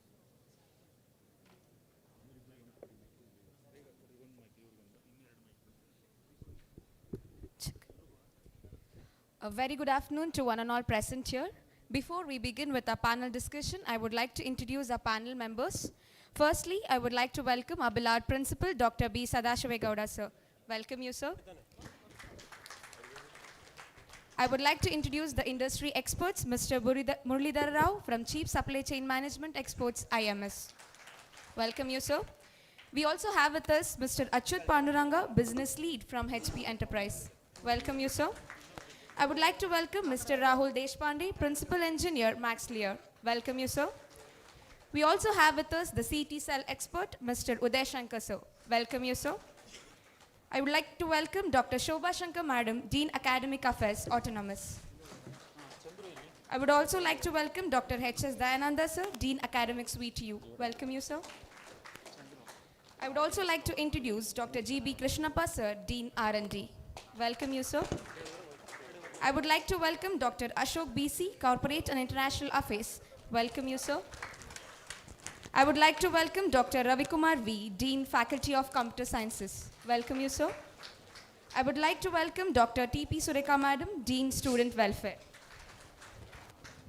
We also have with us the HODs of various departments. I would like to welcome Dr. S.K. Prasad, sir, HOD of Civil Engineering Department. We have with us Dr. A.B. Rajendra, sir, HOD of Information Science and Engineering Department. I would like to welcome Dr. G.V. Naveen Prakash, sir, HOD of Mechanical Engineering Department. We also have with us Dr. Chandrasekhar M. Patil, sir, HOD of ECE Department. I would like to welcome Dr. Gopala Reddy, sir, HOD of EEE Department. We have with us Dr. Vinita DC, HOD of AIML. I would like to welcome Dr. Pooja M.R., HOD of Computer Science and Engineering Department. I would like to welcome the Head of Training and Placement, Dr. Rashmi S. Madam. With this, let's begin the panel discussion. And if from the audience, even if you have any queries, you can ask the panel members. With this, I have my first question to our beloved principal, sir. So why should one choose engineering as his career, and what are the different selecting criteria he should adhere to before selecting a best engineering institute? Hello. Good morning to all of you once again. So why one should choose engineering? Because of opportunities. You know that if you take any other profession compared to other professions, engineering profession is very fulfilling. And it is a responsible profession. It demands a lot of work, but also the pay package and other things that we have listened to the industry experts is very rewarding. So because of multiple opportunities, engineering profession is really very exciting and interesting. That is one reason. There are many other reasons. Basically, it depends on your passion. Your passion becomes your profession. I think there is nothing like that. Another thing is, engineering is all about doing, where you do a lot of things. It could, you take mechanical engineering, information science, you see what you do. Therefore, that's why we introduce a lot of project-based learning, problem-based learning. So because that is very important, vital to make engineering really exciting. The other question you asked was, on what basis you select the engineering institutes? One of them, I feel, all of you know placements. I think I might say other things, but you know the reason to select a particular institute, it is on placements, whether the placements are good, if it is extremely good, what companies visit. So that is one of the important criteria. The second is infrastructure. Infrastructure is very, very important, particularly the kind of laboratories, classrooms. The third is the kind of curriculum we deliver. Teaching learning process. I just mentioned project-based learning, whether we offer many projects. What kind of faculty we have. Another important criterion. That is whether the faculty are with PhDs, what kind of research is going on in the institute. Then the location, that is also very important. So all these, there are many, maybe last year cutoffs, whether you will be eligible to get the particular institute in a particular institute and particular branch based on last year cutoff. So all these things are important in selecting the right institute. So there are many other things I think I would discuss at a later stage. Thank you, madam. Thank you, sir. As mentioned by the principal, sir, training and placement is the main criteria for selecting a best engineering institute. I have my next question to the training and placement head. Ma'am, what are the different placement records or the past placement record of the students of our institution, and what are the different training programs we have been providing to students from different branches so that they are placed well from our college? Okay, very good morning to one and all. Thank you, Aishwarya, for this question. So first, let me take up the training part. So we start training the students from the very first year. As soon as the students enter the first year, we have Communicative English 1 in the first semester, Communicative English 2 in the second semester. Because during group discussions and interview process, English plays a very important role. And we cannot train the student at the nth moment to make it a practice. So we start training the students on communicative English in the very first year. And when the student enters the second year, that is in the third semester and fourth semester, we train the students on soft skills and aptitude. Because the very first step, any company comes in, they give the aptitude test. There will be an aptitude test round. The students need to clear that. So for this, we give soft skills training as well as aptitude training when the students are in the second year. And the moment the student enters the third year, we continue with the aptitude training, and we also start with the technical trainings. And the moment the student comes to the fourth year, we go with pre-placement trainings and the company-specific trainings. So this is the training pattern which is taken care by the training and placement department. And coming to few statistics, so that is the track record. I'll just give an example of the last 2 years. So in the academic year, that is the 2022 passing out batch, we had around 724 students who were eligible and opted for placements. Out of these students, 650 plus students got unique offers, and there are around 950 plus multiple offers backed by these students. And the highest package was 27 lakhs from Nutanix India Private Limited.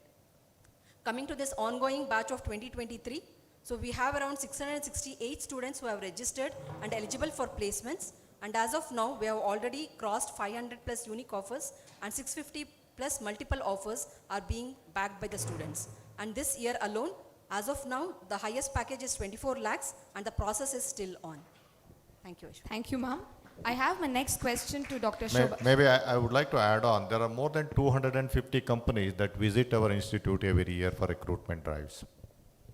Thank you, sir. I have my next question to Dr. Shobha Shankar, madam, who is the Dean Academics Autonomous. Ma'am, as we all know, there is a lot of hype for autonomous institutions. So could you please brief us the difference between an autonomous institute and a non-autonomous institute? So especially when it comes to autonomous institutions, they have the flexibility or the freedom to design their own curriculum. So when I say curriculum, it is basically the syllabus what the students would study in the 4-year course. So autonomous institutions have complete freedom in designing the curriculum. Of course, they adhere to the rules and regulations as laid down by the university as well as the ACTE. And the very advantage of being autonomous is we can have the industry relevant curriculum. So industry would drive the placements for the students. So whatever is required by the industry, that curriculum can be part of our syllabus. So we are able to ensure that the students, what we prepare, they are industry ready. So that is the kind of curriculum the autonomous institutes can design.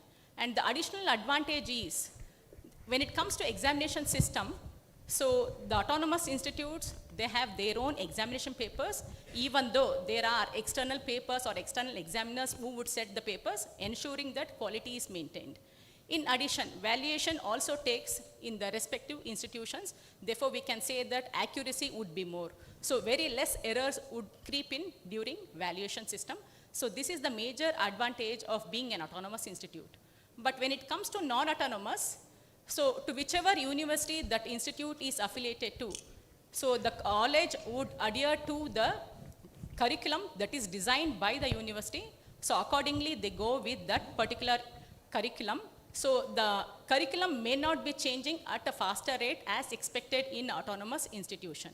And with regard to valuation, so paper can be set by any of the examiner who would be among those affiliated university colleges, and valuation can be taken up by any other examiner. So there are more errors which would creep in, especially when it comes to university level or affiliated college. This is the major advantage as compared to autonomous and non-autonomous institution. Thank you. Thank you, madam. Thank you for highlighting the... Just add on one more difference is, in the autonomous system, we have the fast track semester or supplementary semester. Students who fail in the first semester or second semester, they can take the failed subjects in the fast track semester. That doesn't exist in the non-autonomous. Thank you, sir. Thank you for highlighting the advantages of an autonomous college. My next question would be to the IT departments. To begin with, the first question will be for the HOD of Information Science and Engineering Department, Dr. A.B. Rajendra, sir. Sir, most of the students, when they try to choose an IT branch, naturally they try to go for computer science engineering in the beginning. They try to opt it. So as an HOD of ISE, can you differentiate between what is a computer science engineering department and what is the difference it has with information science, how they are different from each other and how they are similar to each other? Good afternoon. As our Secretary Sir mentioned, CS and IS are same, like twins. Coming to syllabus, computer science and information science syllabus, almost same except a few subjects. Computer science mainly deals with hardware and software components, whereas information science mainly deals with software design, software testing, and applications of computer system. Coming to placements, CS and IS have equal opportunities, and even our university, VTU, clearly mentioned that CS and IS are same. Okay, thank you. Thank you very much, sir. So naturally, the next question would be to the HOD of CSE department, Dr. Pooja M.R. Madam, what are the different initiatives that have been taken by the computer science department with respect to industry collaborations? A very good morning to one and all, and thank you, sir, for the question. I would like to say, first of all, that the Department of Computer Science Engineering in specific and overall all the IT departments have a very strong industry-institute interaction as well as collaboration. First of all, we have an industry-driven curriculum with a very strong industry academia board at the department. We have made sure that the curriculum is very much aligned with the career aspects of the students. As such, we have career electives and a good number of professional electives which are aligned with the need of industry today. Added to all this, the department has made a good number of opportunities for internship with the stipend going as high as 40,000 per month. We very frequently organize hackathons. The reason behind organizing the hackathons, of course in association with well-known industries, is that this gives the students the opportunities to have problem-solving capabilities and get themselves exposed to the industry-related problems at an earlier stage. Also, having a good number of active MOUs at the departments, we make sure that we have a good number of industry visits as well as student workshops and technical talks delivered by industry personnel. So with all these things, we believe we are able to have a good growth with respect to the industry-institute collaboration. And to give you some more statistic, we have almost 20 plus students from the pre-final here who are already working on live projects with HPE. And also we have on-campus internship opportunities which are paved way from the department. Thank you, sir. I hope I've answered the question. Definitely, madam. Thank you very much for summarizing the collaborations of industries in the IT department. Thank you. Next question would be to the HOD of AIML department. Madam, usually the word AIML is a buzzword for a common people. So they actually want to know how AIML is different from computer science engineering and what is its scope in the current year. Good afternoon, everyone. Artificial intelligence and machine learning is a new and upcoming branch in the field of computer science. And as you all know that AI and ML is used in various fields. It may be used in the agriculture field or healthcare field, even in the entertainment field. So these are the important drivers of digital transformation. So this has created various job opportunities, and there's a huge demand for the skilled engineers who are trained in these technologies. And the students of AI and ML and the CS students, they study the common subjects or the core subjects of CS in the first and second year. And in third and fourth year, they study the branch specific subjects such as it may be in natural language processing or deep learning or neural networks, along with the core subjects of computer science. So the degree in this program is more valuable and also makes the students industry relevant. Thank you, sir. Thank you, madam. So all the HODs have summarized the career prospectus and highlights of the department. So after finishing, the students have to get into the industry, and we have Mr. Achyut Panduranga, who represents the IT department here. So my question would be, the next question would be to him. Sir, what would be the future of IT industry? Though so many branches are coming up relevant to the IT industry, what would be the future? How the students should get ready, and how should they cope up with the fast changing and changing technologies that are coming up every day? All right. Thank you so much for the question. None of us can predict how the industry would be. We can see the directions that an industry takes based on the current realities that we see in the world. Up to about beginning of, middle of last year, kind of, ChatGPT, none of us were even aware of that. Now it's a buzzword, right? So technology-wise, there are technologies which can become disruptive or technologies that will evolve over time. The technologies that I'm going to speak for is my perspective. If you speak to the rest of the panel here, August panel, they may have other perspectives of it. So I'm giving my perspective of what technology enhancements will shape up in the future based on my experiences. What you see today is communications as a technology is evolving rapidly. Right? Enhancements in the communications technology whether it is the IoT or the Internet of Things, where everything becomes connected. And when everything becomes connected, everything can send and receive data. So Internet of Things, and he talked about the 5G networks coming, right? 5G is a big, big enabler for communications technology. You put them together, they generate a lot of content. So in the past, people would say oil is the new money, right? Now, data is the new oil. So anything, irrespective of industry, I'm not here to say what industry can do better, what in other industries can catch up. IT information is a thread that connects all. So how you build that information sciences through communication. Equipment like IoT-enabled devices or 5G as a technology is one technology which will be very disruptive to connect the rest of the world. That's one technology I see. Another one I already spoke about when I talked earlier. Autonomous vehicles is something that the industries have been working towards, because it's a lot of, along with making things autonomous, vehicles being an example, there are many, many industries that can do autonomous solutions. When you do autonomy in those industries, I'll take autonomous vehicles as an example.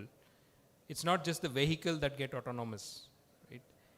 I funnily say that your iPhone, a large iPhone is your new car coming in the coming years. When those technologies happen, it disrupts many other, whether it is logistics, whether it's production of that. When you have to produce that, automobile industry should get smarter. Likewise, electronics industry. Likewise, supply chain. Likewise, how you do the vendors. How cities needs to get smarter. How you build your grid. Traffic management gets better. All those things, it's a pull-through technology or an enhancement. So when you think of any enhancement in technology, it pulls a lot of industries together. So that's autonomous vehicles as an example is another big industry that I see going. I talked about seeing inside us, right? About 100 years ago, vaccination was considered as something you are introducing into the body. Many people didn't like it, they didn't take it. Now it's a rule, the government expects you to be vaccinated.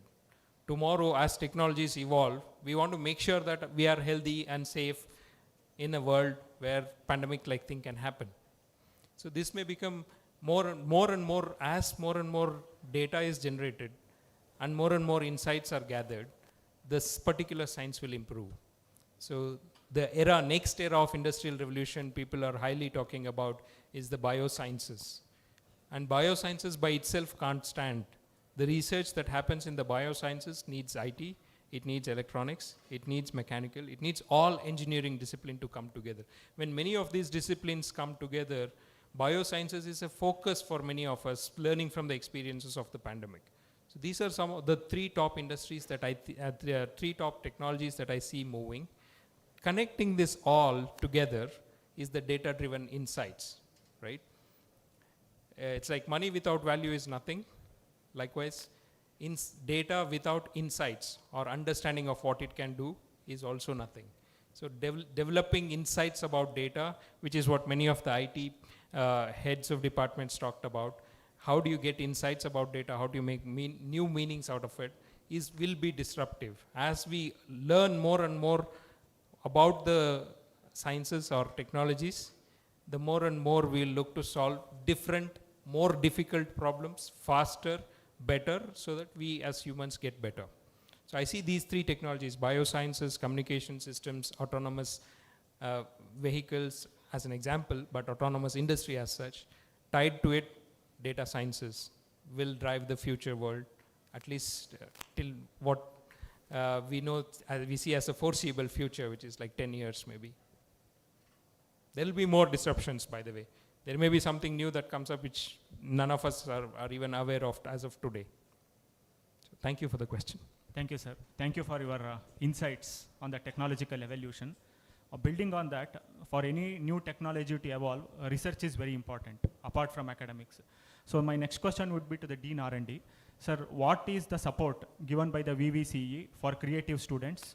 Also, can you elaborate on what is the support for incubation and startup at the college level? Thank you, sir. Basically, engineering students are creative in nature. They require different platforms to show their talents. Here at Vidyavardhaka College of Engineering, we conduct idea generation and mini project competitions every semester under the aegis of Ministry of Education, Government of India, through Ministry of Innovation Cells. We have Institution Innovation Council and a Research and Development Cell, through which we organize this mini project and idea generation competition.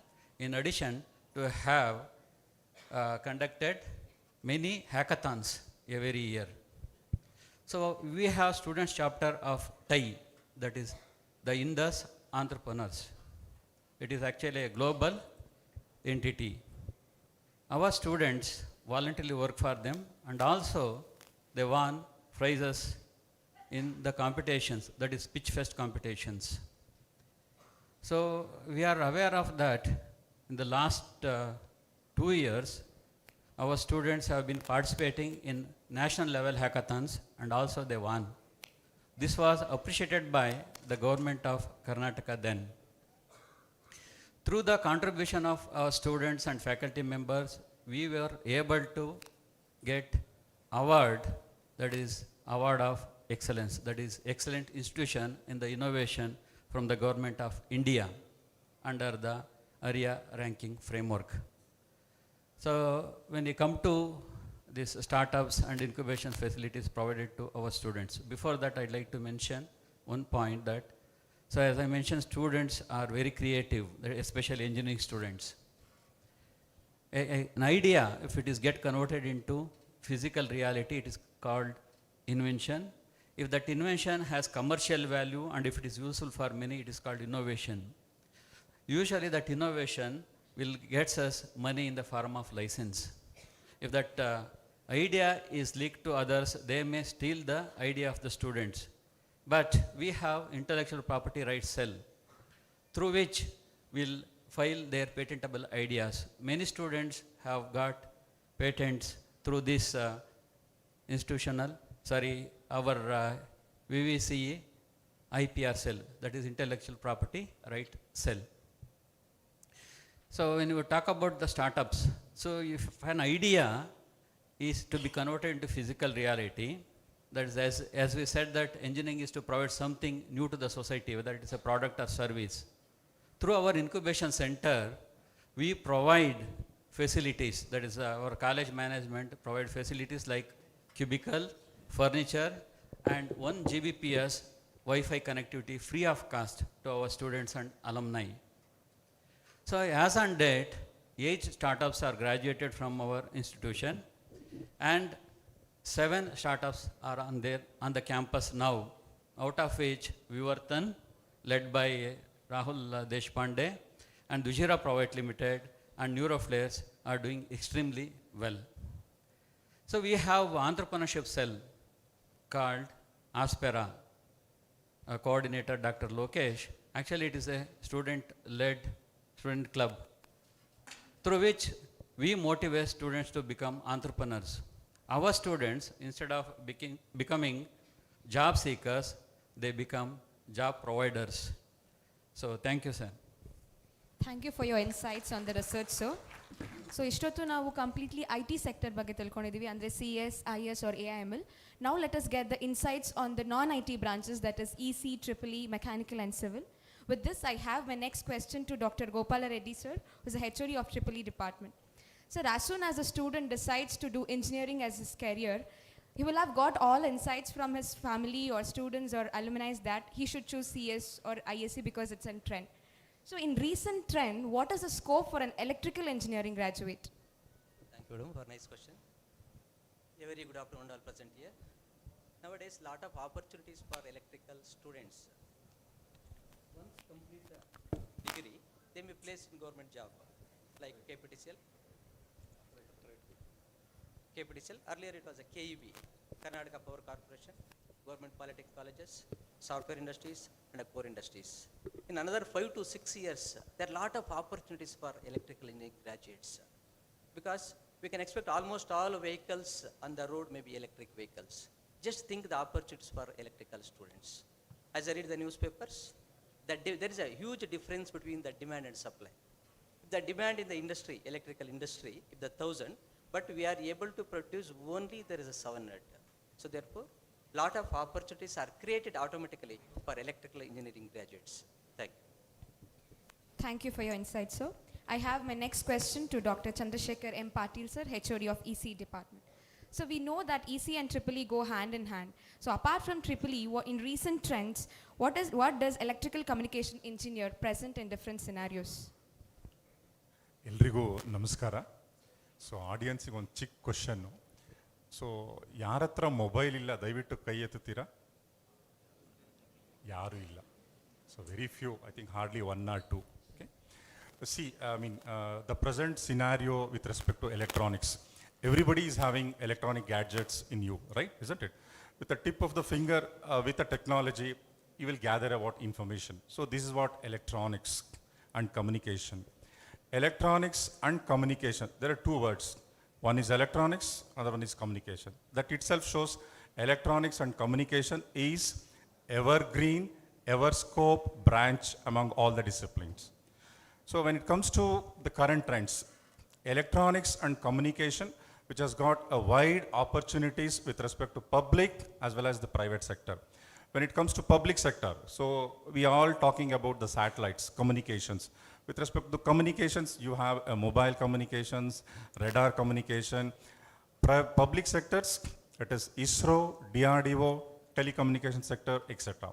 When it comes to private sectors, as industry experts said, both in IT, as well as the software, as well as the hardware. The current trends, one of our industry experts talk about the VLSI domain.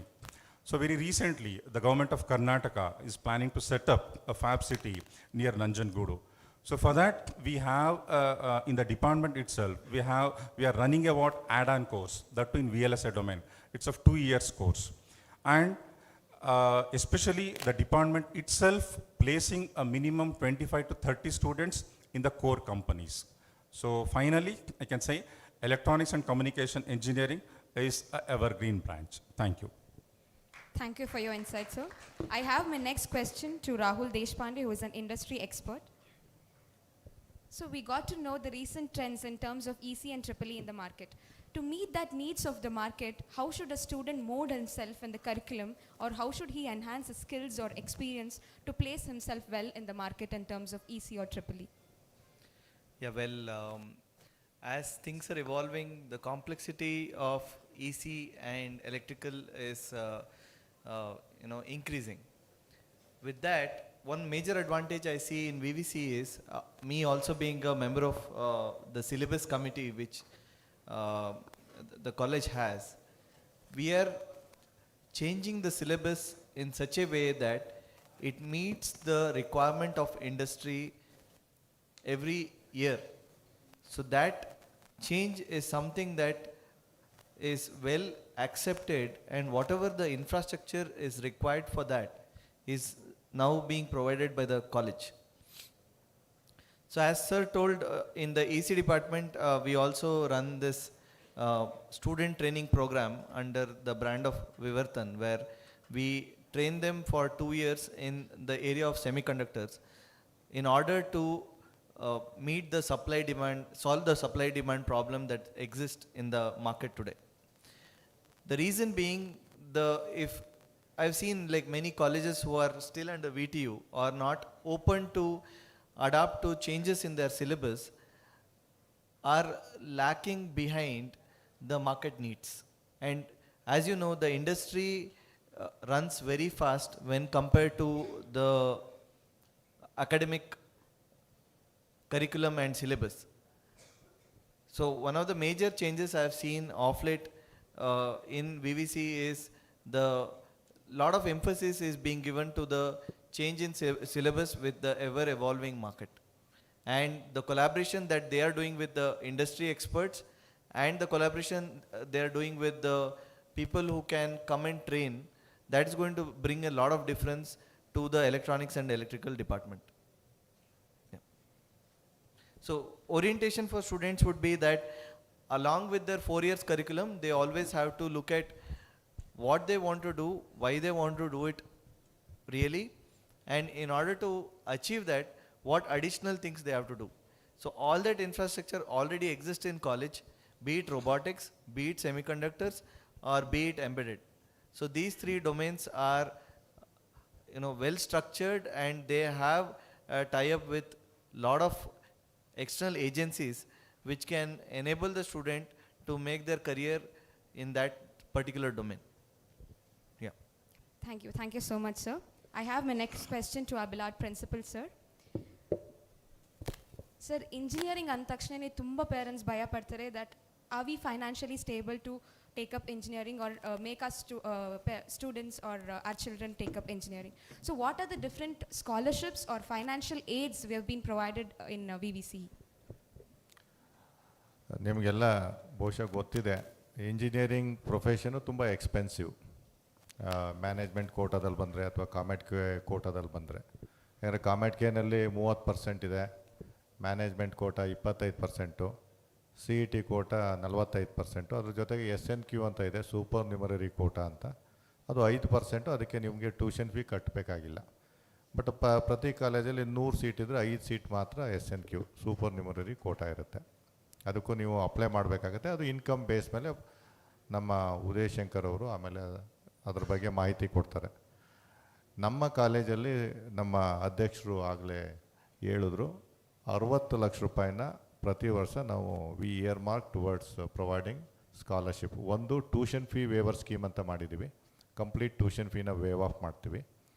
ಇನ್ನೊಂದು 40,000 ರೂಪಾಯಿನ scholarship ಕೊಡ್ತೀವಿ. ಅದು to certain extent financially weak ಇರೋರಿಗೆ ಸಮಸ್ಯೆ ಕಡಿಮೆ ಆಗುತ್ತೆ ಪೇರೆಂಟ್ಸ್ಗಳಿಗೆ. ಅದಲ್ಲದೆ ಸುಮಾರು ಸ್ಕಾಲರ್ಶಿಪ್ಸ್ ಇದ್ದಾವೆ ಸರ್ಕಾರದಿಂದವ, ಸುಮಾರು ಒಂದು 15-20 ಸ್ಕಾಲರ್ಶಿಪ್ ಇದ್ದಾವೆ. ತುಂಬ ವಿದ್ಯಾರ್ಥಿಗಳಿಗೆ, ಪೋಷಕರಿಗೆ ಅದ್ರ ಬಗ್ಗೆ ಮಾಹಿತಿ ಇರಲ್ಲ. ಅದನ್ನು ನೀವು ಯಾವುದೇ ಕಾಲೇಜ್ಗೆ ಹೋದಾಗ ಕೇಳ್ಬೋದು.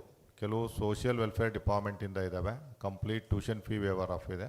ಫಾರ್ ಎಕ್ಸಾಂಪಲ್ SC STಗೂ 2.5 ಲಕ್ಷಕ್ಕಿಂತ ಕಡಿಮೆ ಆದಾಯ ಇತ್ತು ಅಂದರೆ ಟ್ಯೂಷನ್ ಫೀ ಕಟ್ಟಬೇಕಾಗಿಲ್ಲ. Plus tuition fee plus maintenance fee ಅಂತ ಒಂದು 20,000 ರೂಪಾಯಿ ಕೊಡ್ತಾರೆ ಸರ್ಕಾರದಿಂದ.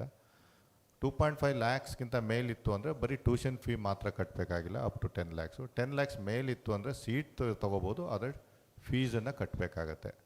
ಯಾರು SC ಮತ್ತು ST, OBC ಕ್ಯಾಂಡಿಡೇಟ್ಸು, ಈವನ್ನು ಬ್ರಾಹ್ಮಿನ್ಸ್ಗೂ ಎಲ್ಲದಕ್ಕೂ ಕೆಲವು ಟ್ಯೂಷನ್ ಫೀ ವೇವ್ ಆಫ್ ಆಗಲ್ಲ, ಬಟ್ ಮೇಂಟೆನೆನ್ಸ್ ಫೀ ಸಿಗುತ್ತೆ, provided their income is less than 1 lakh. ಇನ್ನು ಕೆಲವು ಕಡೆ 2.5 ಲ್ಯಾಕ್ಸ್ ಇದೆ. ಅದಲ್ಲದೆ ಯಾರು ಕೋವಿಡಿಂದ ಪೇರೆಂಟು ಡೆತ್ ಆಗಿದರೆ 50,000 ರೂಪಾಯಿ ಸೆಂಟ್ರಲ್ ಗೌರ್ಮೆಂಟಿಂದ ಬರುತ್ತೆ ಪ್ರತಿ ವರ್ಷ.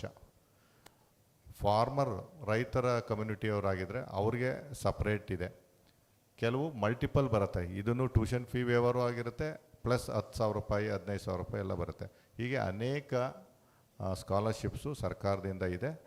ನೀವು ಯಾವ್ಯಾವ ರ್ಯಾಂಕಲ್ಲಿ ಇನ್ಕಮ್ ಇದೆ ಆ ಇನ್ಕಮ್ ಮೇಲೆ ಡಿಪೆಂಡ್ ಆಗಿರುತ್ತೆ. ಅದರ ಜೊತೆಗೆ ಕಾರ್ಪೊರೇಟ್ ಸೋಷಿಯಲ್ ರೆಸ್ಪಾನ್ಸಿಬಿಲಿಟಿ ಪ್ರಕಾರ ನಮ್ಮ ಕಾಲೇಜಲ್ಲೇ SKFನವರು 40 ಸ್ಕಾಲರ್ಶಿಪ್ ಕೊಡ್ತಾರೆ ಪ್ರತಿ ವರ್ಷ, ಹೆಣ್ಮಕ್ಳಿಗೆ ಮಾತ್ರ.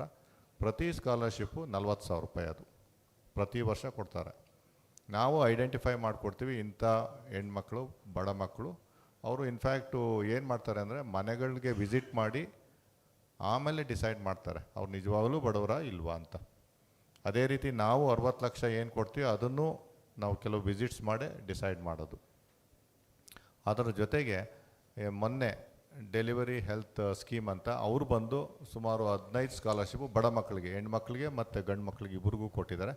ಅದೇ ರೀತಿ ಅನೇಕ ಕಂಪ್ನಿಗಳು ಸ್ಕಾಲರ್ಶಿಪ್ಪನ್ನು ಕೊಡ್ತಾರೆ. ಸೊ ನಾವು ಈ ಹಾಸ್ಟೆಲಲ್ಲೂ ತುಂಬ ಕಡು ಬಡವರಿದ್ದರೆ ಫ್ರೀ ಹಾಸ್ಟೆಲ್ ಕೊಡ್ತೀವಿ, both for boys and girls. ಮತ್ತು ನಮ್ಮ ಕೈಲಿ ಏನಾದ್ರು ಗೊತ್ತಾದರೆ, ಮಾಹಿತಿ ಗೊತ್ತಾದರೆ ಇವರು ತುಂಬ ಬಡವರು ಅಂದರೆ ಅವನ್ನ ಕರೆದು ನಾವೇ ಸ್ಪಾನ್ಸರ್ಶಿಪ್ ಮಾಡ್ತೀವಿ ಎಜುಕೇಷನ್ಗೆ. ಸೊ ಅನೇಕ ಈ ರೀತಿ ಒಂದು ನಮ್ಮದು ಇನ್ಸ್ಟಿಟ್ಯೂಟ್ ಸೋಷಿಯಲ್ ರೆಸ್ಪಾನ್ಸಿಬಿಲಿಟಿ ಕೆಳಗಡೆ ಅದನ್ನು ಮಾಡ್ತೀವಿ. ಕೆಲವು ಕಾರ್ಪೊರೇಟ್ ಸೋಷಿಯಲ್ ರೆಸ್ಪಾನ್ಸಿಬಿಲಿಟಿಯಿಂದ ಅವ್ರನ್ನ ಕರ್ಕೊಬಂದು ಕೊಡಿಸ್ತೀವಿ. ಸೊ ಹೀಗೆ ಅನೇಕ ಸವಲತ್ತುಗಳು ಸಿಗುತ್ತೆ. ಓನ್ಲಿ ಥಿಂಗ್ ಈಸ್ ಅವ್ರು ಏನು ಸಮಸ್ಯೆ ಇದ್ದರೆ ಬಂದು ಹೇಳ್ಕೋಬೇಕಾಗತ್ತೆ. ಕೆಲವರು ಹೇಳಲ್ಲ. ಒಂದು ಇಂಡಕ್ಷನ್ ಪ್ರೋಗ್ರಾಮ್ ಅಂತ ಮಾಡ್ತೀವಿ ಬಿಗಿನಿಂಗಲ್ಲಿ, 3 ವೀಕ್ಸ್ ಇಂಡಕ್ಷನ್. ಅದರಲ್ಲಿ ಎಲ್ಲ ಫ್ಯಾಕಲ್ಟಿಗೂ ಹೇಳಿರ್ತೀವಿ ಪ್ರತಿಯೊಬ್ಬ ವಿದ್ಯಾರ್ಥಿಯ ಬ್ಯಾಕ್ಗ್ರೌಂಡನ್ನು ಚೆಕ್ ಮಾಡಬೇಕು ನೀವು ಅಂತ. ಯಾಕೆ ಅಂದರೆ ಇಂಥ ಸ್ಕಾಲರ್ಶಿಪ್ಪನ್ನು ಕೊಡೋದಕ್ಕೋಸ್ಕರ ಅಷ್ಟೇ. ಚೆಕ್ ಮಾಡಿ ಅದಕ್ಕೆ ತಕ್ಕಂತೆ ನಮಗೆ ಕೌನ್ಸಿಲಿಂಗ್ ಮಾಡಿ ಅವ್ರಿಗೆ ಎಷ್ಟು ಸಹಾಯ ಆಗುತ್ತೆ ಅಷ್ಟನ್ನು ನಮ್ಮ ಸಂಸ್ಥೆಯಿಂದ ಕೊಡೋದಕ್ಕೆ ನಾವು ಪ್ರಯತ್ನ ಪಡ್ತೀವಿ. Thank you madam. Thank you sir. ನಮ್ಮ ಸಂಸ್ಥೆಯಲ್ಲಿ ಸ್ಕಾಲರ್ಶಿಪ್ಗೆ ಅಥವಾ ಫೈನಾನ್ಷಿಯಲ್ ಏಡ್ಗೆ ಏನೇನು ಅವಕಾಶ ಇದೆ ಅನ್ನೋದನ್ನು ತುಂಬ ಚೆನ್ನಾಗಿ ಹೇಳಿದ್ರಿ. Thank you sir. My next question would be to the core branches of engineering. Engineering ಅಂತ ಶುರುವಾದಾಗ 2 ಬ್ರಾಂಚ್ ಇದ್ದಿದ್ದು, ಮೆಕ್ಯಾನಿಕಲ್ ಮತ್ತು ಸಿವಿಲ್.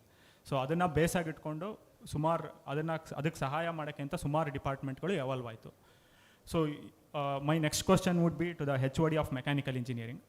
ಸರ್, ನಾವು ರಾಮಾಯಣ ಮಹಾಭಾರತ ಕಾಲಕ್ಕೆ ಹೋದ್ರೂ ನಮಗೆ ಅಲ್ಲಿ ಮೆಕ್ಯಾನಿಕಲ್ ಇಂಜಿನಿಯರ್ಸು, ಸಿವಿಲ್ ಇಂಜಿನಿಯರ್ಸು ಅವ್ರದ್ದು ರೋಲ್ ಏನು ಅಂತ ಗೊತ್ತಾಗುತ್ತೆ ನಮಗಲ್ಲಿ. ರಾವಣ ಪುಷ್ಪಕ ವಿಮಾನದಲ್ಲಿ ಕರ್ಕೊಂಡು ಹೋದ ಅಂದರೆ the aerospace technology was existent well before the civilisation was settled. ಅದಕ್ಕೆ ಆ ಕಾಲದಿಂದ ಮುಂಚೆನೂ ನಮಗೆ ಉಲ್ಲೇಖಗಳು ಸಿಗುತ್ತೆ. ಸೊ ಇಂಜಿನಿಯರಿಂಗ್ ಶುರುವಾಗಿದ್ದು ಕೂಡ ಸಿವಿಲ್ಲು ಮೆಕ್ಯಾನಿಕಲಿಂದನೇ. ಬಟ್ ಇವತ್ತು ಒಂದು ಪೇರೆಂಟ್ಸ್ ಆಗಿರ್ಬೋದು ಅಥವಾ ಸ್ಟೂಡೆಂಟ್ ಆಗಿರ್ಬೋದು, when they want to opt a branch, they naturally are attracted. ಈ ಡಿಜಿಟಲ್ ಎರಾ ಇದು ಅಂದ್ಬಿಟ್ಟು naturally they are attracted to IT and non IT branches. ಆ ಸ್ಟೂಡೆಂಟ್ಸ್ಗಳಿಗೆ ಮತ್ತು ಪೇರೆಂಟ್ಸ್ಗಳಿಗೆ what is your message? Why should they choose mechanical engineering? Thank you sir. ಎಲ್ಲರಿಗೂ ನಮಸ್ಕಾರ. ಈ ಪ್ರಶ್ನೆಗೆ ನಾನು ಒಂದು ಗಾದೆ ಮುಖಾಂತರ ಫಸ್ಟ್ ಉತ್ತರ ಶುರು ಮಾಡಬೇಕು ಅಂತ ಇದ್ದೀನಿ. ನಿಮಗೆಲ್ಲ ತಿಳಿದಿರೋ ಗಾದೆ ಅಂತಂದರೆ ಆಡು ಮುಟ್ಟದ ಸೊಪ್ಪಿಲ್ಲ ಅಂತ. ಅದು ನಮ್ಮ ಮೆಕ್ಯಾನಿಕಲ್ ಇಂಜಿನಿಯರಿಂಗ್ಗೆ ಅನ್ವಯಿಸುತ್ತೆ. ಮೆಕ್ಯಾನಿಕಲ್ ಇಂಜಿನಿಯರಿಂಗ್ ಅಪ್ಲಿಕೇಶನ್ ಇಲ್ಲದೆ ಇರುವಂಥ ಯಾವುದೇ ಡೊಮೈನ್ ಆಗಲಿ, ಯಾವುದೇ ಫೀಲ್ಡ್ ಆಗಲಿ ಇಲ್ಲ. ಇದು ಯಾವುದೇ ಥರದ ಉತ್ಪ್ರೇಕ್ಷೆ ಅಲ್ಲ. This is not on exaggeration. ಇನ್ನು 2-3 ನಿಮಿಷದಲ್ಲಿ ನಾನು ಏನು ಉತ್ತರ ಕೊಡ್ತೀನಿ, ಆಗ ನೀವೇ ಅದನ್ನು ಒಪ್ಕೋತೀರಾ. ಅದಕ್ಕೆ ಮುಂಚೆ ನಮ್ಮ ಅರುಣ್ ದೀಕ್ಷಿತ್ ಸರ್ ಹೇಳ್ದಂಗೆ it's a core branch of engineering. ನಾವು ಆ ಕೋರ್ ಜೊತೆಗೆ it is the broadest, the oldest and the evergreen branch of engineering. ಇದನ್ನು ನಾವು 4 ವಿಭಾಗಗಳಾಗಿ ಡೊಮೈನ್ ಆಗಿ ಮಾರ್ಪಾಡು ಅಂದರೆ ವಿಭಾಗಗಳಾಗಿ ಮಾಡ್ತೀವಿ. ಮೆಕ್ಯಾನಿಕಲ್ ಇಂಜಿನಿಯರಿಂಗಲ್ಲಿ ಮೊದಲನೇ ವಿಭಾಗ ಡಿಸೈನ್ ಅಂತ ಬರುತ್ತೆ. ಅದರಲ್ಲಿ ಡಿಸೈನ್ ಎಲ್ಲ ಮಾಡಿ ಅದನ್ನು ಸ್ಟ್ರಕ್ಚರ್ ಸರಿ ಇದೆ, ಮ್ಯಾನುಫ್ಯಾಕ್ಚರ್ ಮಾಡ್ಬೋದು ಅಂದಾಗ ನೆಕ್ಸ್ಟ್ ಮ್ಯಾನುಫ್ಯಾಕ್ಚರಿಂಗ್ ಹೋಗುತ್ತೆ. ಮ್ಯಾನುಫ್ಯಾಕ್ಚರಿಂಗ್ 2ನೇ ವಿಭಾಗ. ಮತ್ತು ಥರ್ಮಲ್ ಆಸ್ಪೆಕ್ಟ್ಸ್ ರಿಗಾರ್ಡಿಂಗ್ ಬರೋದು ಥರ್ಮಲ್ ವಿಭಾಗ ಬರುತ್ತೆ. 4ನೇದು ಇವನ್ನೆಲ್ಲ ಮ್ಯಾನೇಜ್ ಮಾಡಿ ಪ್ರೊಡಕ್ಷನ್ ಫಾಸ್ಟ್ ಮಾಡೋದಕ್ಕೆ ಮ್ಯಾನೇಜ್ಮೆಂಟ್ ವಿಭಾಗ ಅಂತ ಬರುತ್ತೆ. ಅಂದರೆ design, thermal, management and production. ಅದು ಪ್ರೊಡಕ್ಷನ್ ಅಂದರೆ ಮ್ಯಾನುಫ್ಯಾಕ್ಚರಿಂಗ್ ಬರುತ್ತೆ.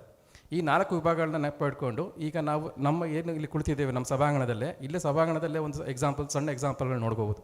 ನೀವೇನು ಚೇರ್ ಕುಳಿತಿದ್ರೆ ಡಿಸೈನ್ ಮಾಡಿರೋದು ಮೆಕ್ಯಾನಿಕಲ್ ಇಂಜಿನಿಯರ್ಸು, ಅದನ್ನು ಮ್ಯಾನುಫ್ಯಾಕ್ಚರ್ ಮಾಡಿರೋದು ಮೆಕ್ಯಾನಿಕಲ್ ಇಂಜಿನಿಯರ್ಸು.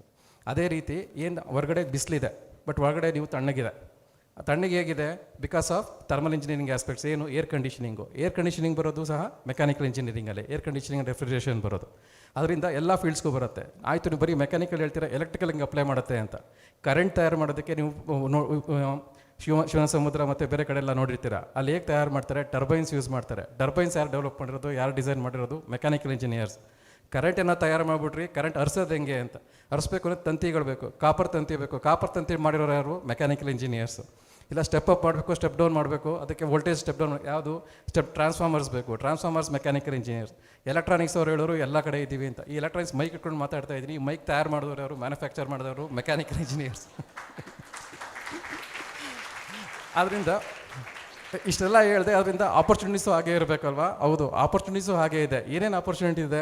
ಗೌರ್ಮೆಂಟ್ ಕಡೆಯೂ ಇದೆ, ಪ್ರೈವೇಟಲ್ಲೂ ಇದೆ. ಗೌರ್ಮೆಂಟಲ್ಲಿ ಏನಿದೆ? ಇಂಡಿಯನ್ ಇಂಜಿನಿಯರಿಂಗ್ ಸರ್ವಿಸ್ ಅಂತ ಎಕ್ಸಾಮಿನೇಷನ್ ಇದೆ. ಮೆಕ್ಯಾನಿಕಲ್ ಇಂಜಿನಿಯರಿಂಗ್ ತೊಗೊಂಡು IES ಪಾಸ್ ಮಾಡಿದ್ರೆ ಎಲ್ಲ ಗೌರ್ಮೆಂಟ್ ಕಂಪ್ನೀಸಲ್ಲಿ IES ಅಂದರೆ ಆರ್ಡಿನೆನ್ಸ್ ಫ್ಯಾಕ್ಟ್ರಿಗಳಲ್ಲಿ, ಸೆಂಟ್ರಲ್ ರೈಲ್ವೆ ಸಿಸ್ಟಮ್ಸ್ನಲ್ಲಿ, ಮತ್ತು ಸಿವಿಲ್ ರೋಡ್ ವರ್ಕ್ಸ್ ಡಿಪಾರ್ಟ್ಮೆಂಟಲ್ಲಿ, ಸೆಂಟ್ರಲ್ ರೋಡ್ ವರ್ಕ್ಸ್ ಡಿಪಾರ್ಟ್ಮೆಂಟಲ್ಲಿ, ಹಾಗೆ ಸುಮಾರು ಕಂಪ್ನಿಗಳಿದೆ. ಅಲ್ಲಿ ಡೈರೆಕ್ಟಾಗಿ will become a central government employee ಥರ ಆಗ್ಬೋದು.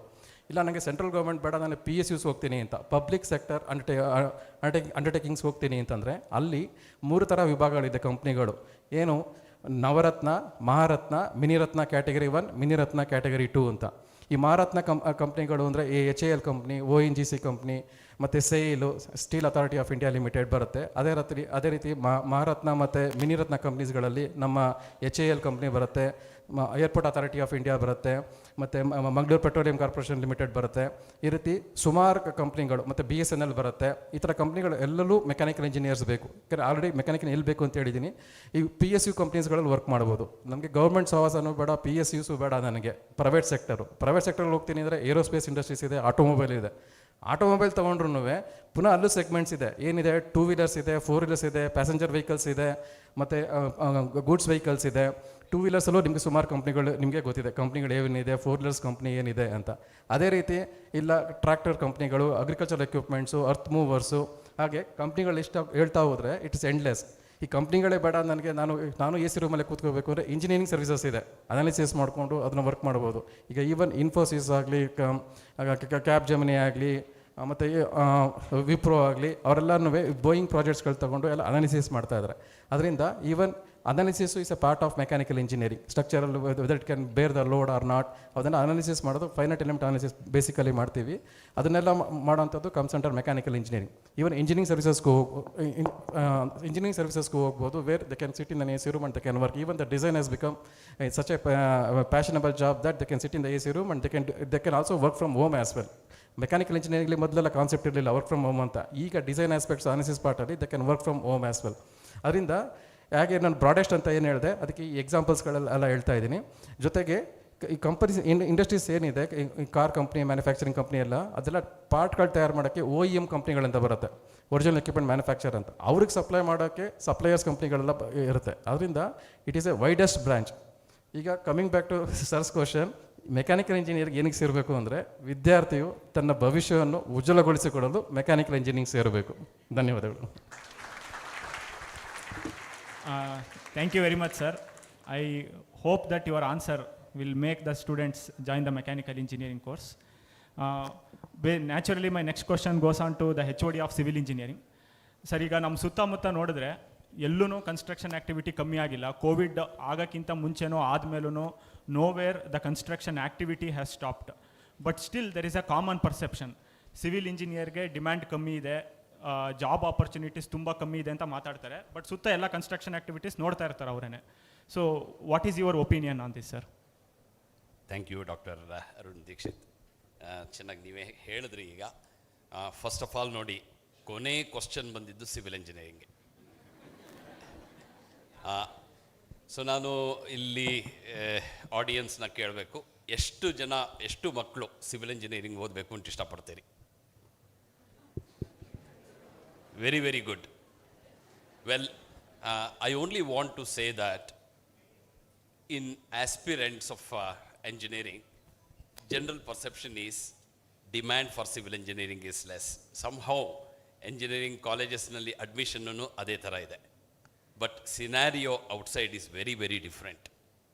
ಈಗ ತಾನೇ ಮೆಕ್ಯಾನಿಕಲ್ ಇಂಜಿನಿಯರಿಂಗ್ ಬಗ್ಗೆ ನವೀನ್ ಪ್ರಕಾಶ್ ಅವರು ಹೇಳಿದ್ರು, ಎಲ್ಲೆಲ್ಲಿ ಮೆಕ್ಯಾನಿಕಲ್ ಇಂಜಿನಿಯರಿಂಗ್ ಉಪಯೋಗ ಆಗುತ್ತೆ ಅಂತ. ಎಲೆಕ್ಟ್ರಾನಿಕ್ಸ್ದೂ ಮೊಬೈಲ್ ಫೋನ್ ಬಗ್ಗೆ ಪಾಟೀಲ್ ಸರ್ ಹೇಳಿದ್ರು. ತಾವೆಲ್ಲ ಕೂತ್ಕೊಂಡಿರೋದು ಒಂದು ಒಳ್ಳೆ ಬಿಲ್ಡಿಂಗ್ನಲ್ಲಿ, ಒಳ್ಳೆ ಹಾಲ್ನಲ್ಲಿ. ಈ ಥರ ಬಿಲ್ಡಿಂಗ್ ಏನಾದ್ರು ಕಟ್ಟಬೇಕು ಅಂತಂದರೆ it is the civil engineer who should be doing that. ತಾವೆಲ್ಲ ಆನ್ ಟೈಮ್ ಬಂದ್ರಿ ಇಲ್ಲಿಗೆ, ಅದಕ್ಕೆ ಒಳ್ಳೆ ರೋಡು, ಒಳ್ಳೆ ಸೌಲಭ್ಯ ಇರಬೇಕು ಅಂತಂದರೆ it is the civil engineers who build that. In fact infrastructure is the order of the day today. You see any budget, state budget, central budget or budget in any country, 25 to 30% of the budget goes to infrastructure. ನಮ್ಮ industry ಎಕ್ಸ್ಪರ್ಟ್ಗಳು ಹೇಳಿದ್ರು, ಸುಮಾರು ಆ್ಯಕ್ಟಿವಿಟೀಸ್ಗೆ ಕಂಪ್ಯೂಟರ್ನ use ಮಾಡಬೇಕು ಅಂತಂದರೆ electronic gadgets ಬೇಕು ಇಲ್ಲ ಅಂತ. ಆ gadgets ಇಡಬೇಕು ಅಂತಂದರೆ we require buildings, we require transportation facilities. So ಇಂಡಿಯಾದಲ್ಲಿ ಆಲ್ಮೋಸ್ಟ್ ಒಂದು 60,000 ಕಿಲೋಮೀಟರ್ಸ್ ಆಫ್ ನ್ಯಾಷನಲ್ ಹೈವೇ ಆಗ್ತಾ ಇದೆ, 3.5 lakh kilometers of other roads, and then we have about 150 airports, train service, and water supply, waste management too.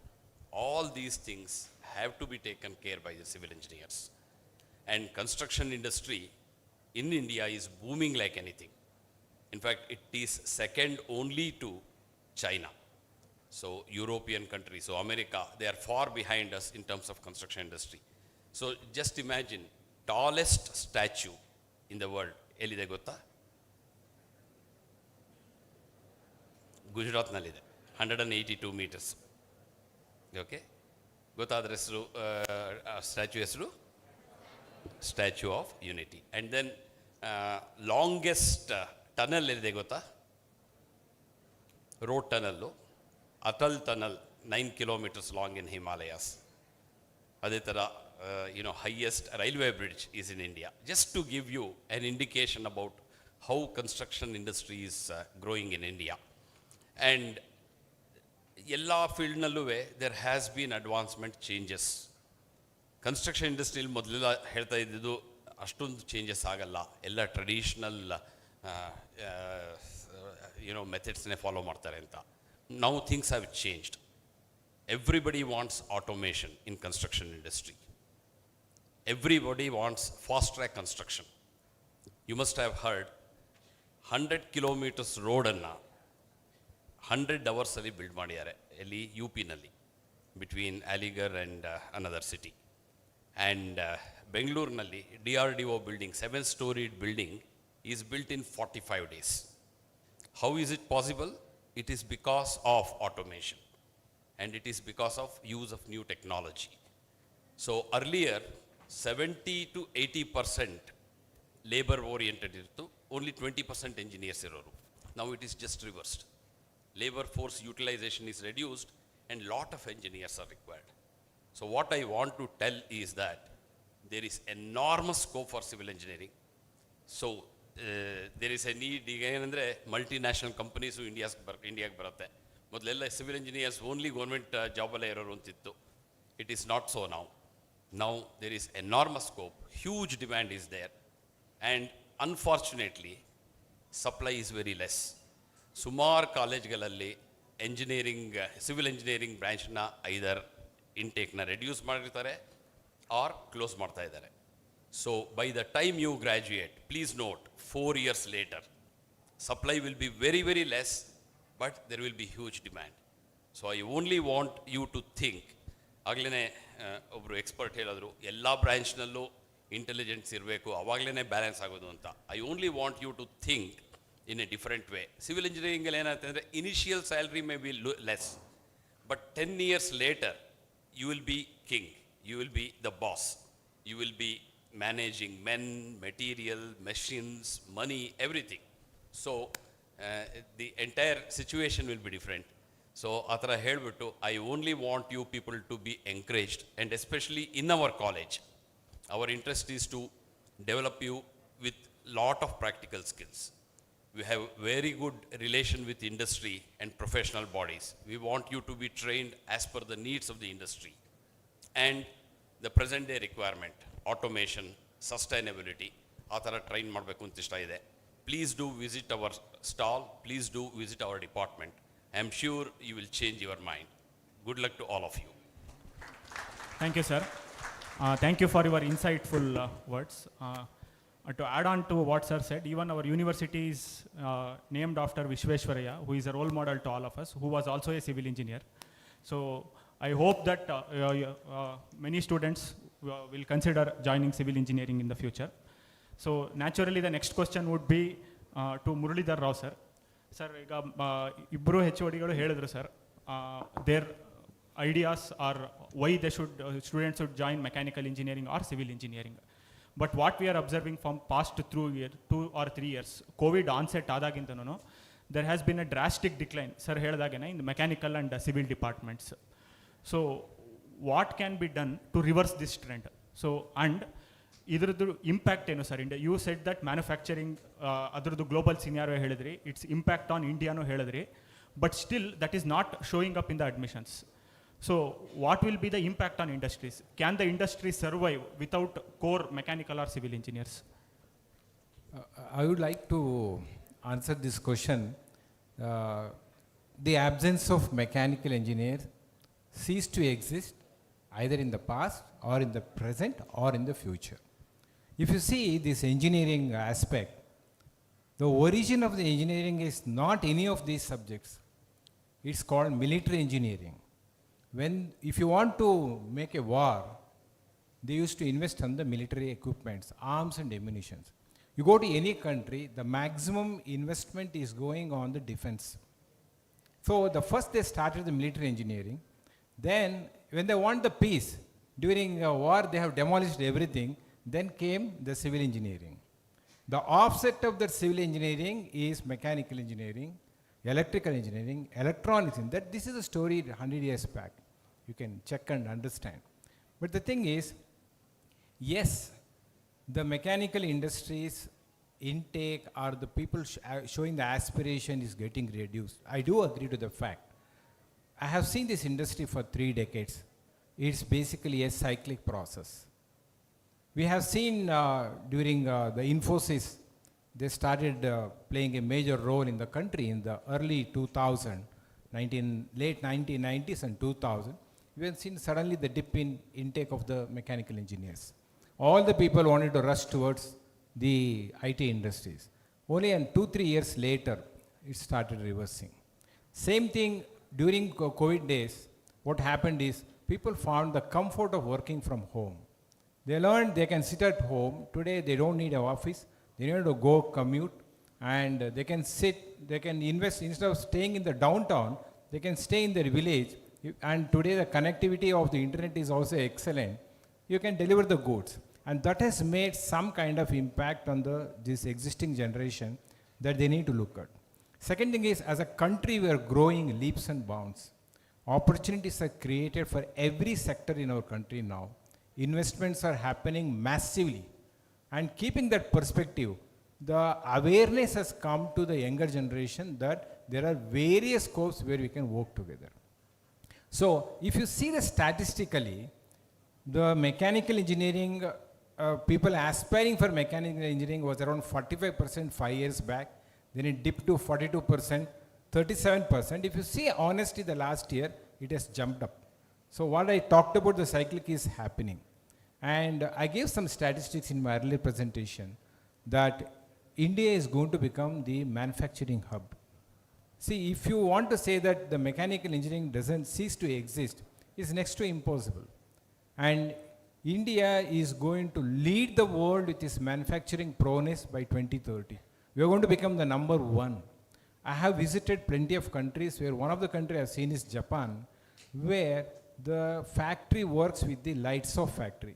That is, complete factory is automated, and they normally Japanese work for 5 days. On the Friday, they load the component, everything. Monday morning they come, machines are all working. It means complete process of manufacturing is automated. This happened in 1990s, early 1990s. Then in the mid-1990s, they moved to the 72 hours of concept. That is, the machine works for 3 days, initially 24 hours, then 72 hours. Then later on in the early 2000, they have come out with 720 hours. It means unmanned machines can work for 3 months.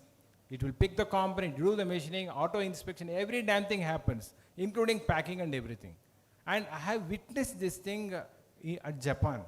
India is yet to reach that level. And there is a huge opportunity in terms of making our manufacturing sector on the global map. And India is going to be a developed country very shortly. And these are all the great opportunities for the mechanical engineers. So the logic of is only a time-bound seasonal change, but it is going to roll back, already started, and trends are going to improve more. Thank you, sir, for providing the insight on how the core branches play a vital role in the engineering. So after getting to know about different branches of engineering, ultimately we are here to get placed. Nan magaligo atho magnigo placement agbeku engineering serkondmele. So with this, I have a next question to our placement head.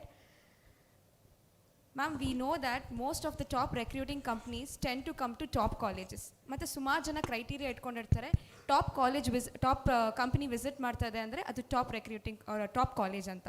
So what are the different top recruiting companies that have been visiting our college, and what is the highest package as of now? Okay. Thank you, Aishwarya. As rightly said by our principal, sir, so every year there are around 250 plus companies which is visiting our campus. Coming to top recruiting companies, one example is Pagdale idare Achyut sir. He's from HPE. Sir, package is 2 years back when they came, it was 12 lakhs, but as of now they are paying 17.5 lakhs.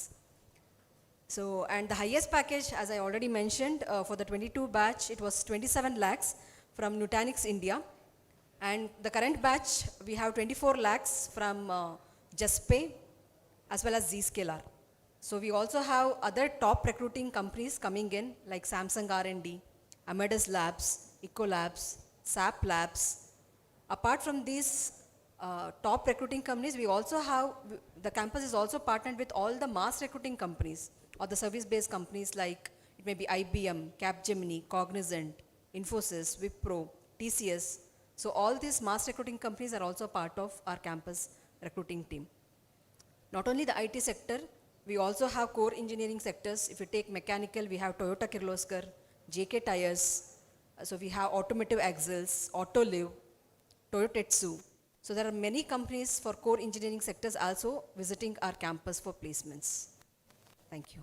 Thank you, ma'am. We are happy to know that most of the top recruiting companies have been visiting VVC. We have a next question to our principal, sir. Sir, autonomous institute agid takshanane athwa top college agid takshanane, our success will not stop there. So what are your visions to improve ourselves or to improve our institute future?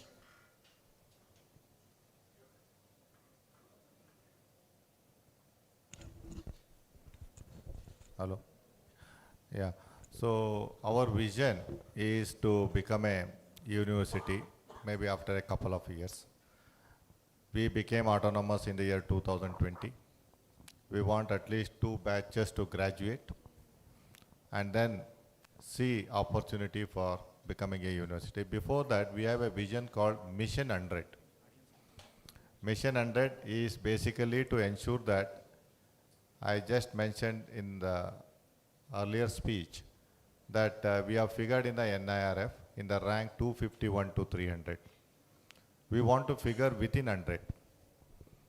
That is Mission 100. We want to figure within 100 in 2 years, not 5 years. The short-term goal is to figure in the NIRF within 100 within 2 years. That is, we call it Mission 100. ಅದಕ್ಕೆ ಮುಖ್ಯವಾಗಿ ಏನು ಬೇಕು ಅಂದರೆ ಎಲ್ಲ ವಿದ್ಯಾರ್ಥಿಗಳು ನಮ್ಮ ಕಾಲೇಜ್ಗೆ ಏನು ಜಾಯ್ನ್ ಆಗ್ತಾರೆ they should get high quality education which is very very important. ಮತ್ತು ಎಲ್ಲರಿಗೂ ಯಾರಿಗೆ ಜಾಬ್ ಬೇಕೋ ಎಲ್ಲರಿಗೂ ಜಾಬ್ ಸಿಗಬೇಕು. What they call it dream job ಏನಿರುತ್ತೆ ಅದು ಸಿಗಬೇಕು. ಆ ರೀತಿ ನಾವು ತಯಾರು ಮಾಡಬೇಕು ಅನ್ನೋದು ನಮ್ಮ ಉದ್ದೇಶ. ಇನ್ನೊಂದು R&D ಡಾಕ್ಟರ್ GB ಕೃಷ್ಣಪ್ಪ ಅವರು ಹೇಳಿದ್ರು, ನಾವು ಎವ್ರಿ ಇಯರು 300 ರಿಸರ್ಚ್ ಪೇಪರ್ಸನ್ನು ಪಬ್ಲಿಷ್ ಮಾಡ್ತೀವಿ. ಅದರಲ್ಲಿ ಸುಮಾರು 50-60 ಪೇಪರ್ಸ್ಗಳು ಹುಡುಗರಿಂದನೇ ನಡೆಯುತ್ತೆ. ಉಳಿದವು ಫ್ಯಾಕಲ್ಟಿ ಪಬ್ಲಿಷ್ ಬಂದು we want to B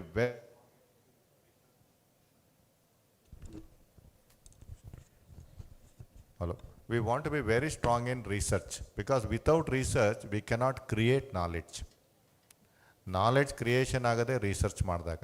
So we want to emphasize on research, and we so far in the last 2 years we have filed 52 patents, some of them by our students, others from the faculty members. So we want to strengthen that area, research and development. Innondu, we want to strongly associate with industries. We want to offer electives that are relevant to the industry. We want to create different verticals. ನಿಮ್ಗೆ ಬಹುಶಃ ಗೊತ್ತಿದೆ, NAP 2020 implement ಮಾಡಿದ್ರೆ ಈಗ mechanical engineering ವಿದ್ಯಾರ್ಥಿಗಳು cyber ಸೆಕ್ಯೂರಿಟಿನಲ್ಲಿ minor degree ತೊಗೋಬೋದು. Mechanical engineering ವಿದ್ಯಾರ್ಥಿಗಳು A&ML ಅಲ್ಲಿ minor degree ಇದೆ. ಮೇಜರ್ ಡಿಗ್ರಿ ಮೆಕ್ಯಾನಿಕಲ್ ಇರುತ್ತೆ, ಮೈನರ್ ಡಿಗ್ರಿ A&ML ತೊಗೋಬೋದು. ಅದೇ ರೀತಿ ಕಂಪ್ಯೂಟರ್ ಸೈನ್ಸ್ ವಿದ್ಯಾರ್ಥಿಗಳು ಮೆಕಾಟ್ರಾನಿಕ್ಸಲ್ಲಿ ಮೈನರ್ ಡಿಗ್ರಿ ತೊಗೋಬೋದು. ಹೀಗೆ there are lot of changes that are happening after the implementation of national education policy, which we have implemented in our institute very successfully. Even mechanical engineering ವಿದ್ಯಾರ್ಥಿ honours degree ಬೇಕು ಅಂದರೆ additional 18 credits ತೊಗೊಂಡ್ರೆ they can get the honours degree, so that they will have a deeper knowledge in the mechanical engineering field. Like that, a lot of changes are happening. We want to implement all these changes in our institute very successfully, and also our institute is known for student friendliness. ನಮ್ಮಲ್ಲಿ co-curricular activities, extra curricular ಆ್ಯಕ್ಟಿವಿಟೀಸ್ಗೆ ತುಂಬ ಆದ್ಯತೆಯನ್ನು ಕೊಡ್ತಾ ಇದ್ದೀವಿ. ಯಾಕೆಂದರೆ one hand technical competency, on the other hand communication skill ಇರ್ಬೋದು, interpersonal skill ಇರ್ಬೋದು, they are all equally right attitude ಇರ್ಬೋದು. We were the first ones to introduce universal human values in the Mysuru region. We were the first one to start artificial intelligence and machine learning in the Mysuru region. So we give lot of prominence, importance for innovation. So ಈಗ project based learning ಆಗ್ಬೋದು, ಅದನ್ನು introduce ಮಾಡೋದು ಬಹುಶಃ ಮೈಸೂರು ರೀಜನಲ್ಲಿ ನಮ್ಮದು. And we implement with lot of passion. ಏನೇ ಮಾಡಿದ್ರು we should do with lot of passion. And that passion we want to ignite among our students. So we believe that ಏನು ಸ್ಟೂಡೆಂಟ್ಸ್ದು ಆಸ್ಪಿರೇಷನ್ಸ್ ಇದೆ, ಪೇರೆಂಟ್ಸ್ ಆಸ್ಪಿರೇಷನ್ ಇದೆ, we want to meet those aspirations. Basically, we want to ensure that stakeholders are taken care of properly by our institute. That is our vision. In the long term vision is to become a great university with international collaborations. Thank you. Thank you, sir. Thank you for being very clear with your vision in terms of both faculties, academics or students. With this, yes ma'am, please. So just to add on with what sir said, so ನಮ್ಮ ಕಾಲೇಜಲ್ಲಿ around 200 ಸ್ಟೂಡೆಂಟ್ಸ್ನ we are working closely with upGrad, wherein 200 students are trained on full stack development, which is the latest technology, and every student is charged 30,000, which is completely bared by the college. Not only on full stack development, it's also on artificial intelligence and machine learning. There's 500 hours of course which is being given to the students, and we're also being tied up with Learners Digital, wherein 60 students are being trained on DevOps, and another 60 students are trained on cyber security through Honeywell Technologies and through ICT Academy. And also mechanical and civil engineering departments, they're also tied up with L&T EduTech, wherein several of the courses are being delivered from the L&T company itself. Just for your information. Thank you. Thank you so much, madam. The forum is now open for the questionnaire. Audience, if you have any question, nimge any information bekidru, new panel members na kelbodu. They will be very happy to answer you all. We also have Mr. Uday Shankar sir. He is a nodal officer for CET Cell. You can also ask the question to him regarding document verification, option entry. Yeah. First, sir will brief on the CET process, and later you can ask the questions. ಎಲ್ಲರಿಗೂ ನಮಸ್ಕಾರ. ನಾನು ಉದಯ್ ಶಂಕರ್ ಅಂತ ಮಹಾರಾಜ ಸರ್ಕಾರಿ ಪದವಿ ಪೂರ್ವ ಕಾಲೇಜಿನ ಪ್ರಾಚಾರ್ಯರಾಗಿ ಕೆಲಸ ಮಾಡ್ತಿದ್ದೀನಿ. ಜೊತೆಗೆ ಕಳೆದ 4 ವರ್ಷಗಳಿಂದ ಕರ್ನಾಟಕ ಎಕ್ಸಾಮಿನೇಷನ್ ಅಥಾರಿಟಿಗೆ ಮೈಸೂರು ವಿಭಾಗಕ್ಕೆ ನೋಡಲ್ ಆಫೀಸರ್ ಆಗಿ ವರ್ಕ್ ಮಾಡ್ತಿದ್ದೀನಿ. ನನಗೆ ಪೋಷಕನಾಗಿ ಮತ್ತು ಶಿಕ್ಷಕನಾಗಿ ನಿಮ್ಮೆಲ್ಲರ ಆತಂಕ ಅರ್ಥ ಆಗ್ತಾ ಇದೆ. ಯಾಕಂದರೆ ನಮ್ಮ PU ರಿಸಲ್ಟು 8ನೇ ತಾರೀಕಿಗೆ ಬಂದುಬಿಡ್ತು. CET ಎಕ್ಸಾಮು 20-21 ಆಲ್ರೆಡಿ ಮುಗಿಸ್ಬಿಟ್ಟಿದ್ದಾರೆ. ತುಂಬ ದಿನಗಳಾಯಿತು, ಇನ್ನೂ ರಿಸಲ್ಟ್ ಬಂದಿಲ್ಲ. ಅದು ಆತಂಕ ಶುರುವಾಗಿದೆ. ಸದ್ಯದಲ್ಲೇ ರಿಸಲ್ಟ್ ಬರ್ತಾ ಇದೆ. ಈ ಪ್ರೋಸೆಸ್ಸು ಅಲಾಟ್ಮೆಂಟ್ ಇದೆಯಲ್ಲ, ಸೀಟ್ ಅಲಾಟ್ಮೆಂಟು, ಅದು ಇಂಡಿಯಾದಲ್ಲೇ ತುಂಬ ಅದ್ಭುತವಾಗಿ ನಡೆಸ್ಕೊಡುವಂಥ ಒಂದು ಪ್ರಕ್ರಿಯೆ ಅದು. ನೀವೆಲ್ಲ ಆನ್ಲೈನಲ್ಲಿ ಈಗಾಗಲೇ ಅಪ್ಲಿಕೇಶನ್ ಹಾಕೊಂಬಿಟ್ಟಿದ್ದೀರಾ, ಅರ್ಜಿ ಹಾಕೊಂಬಿಟ್ಟಿದ್ದೀರಾ.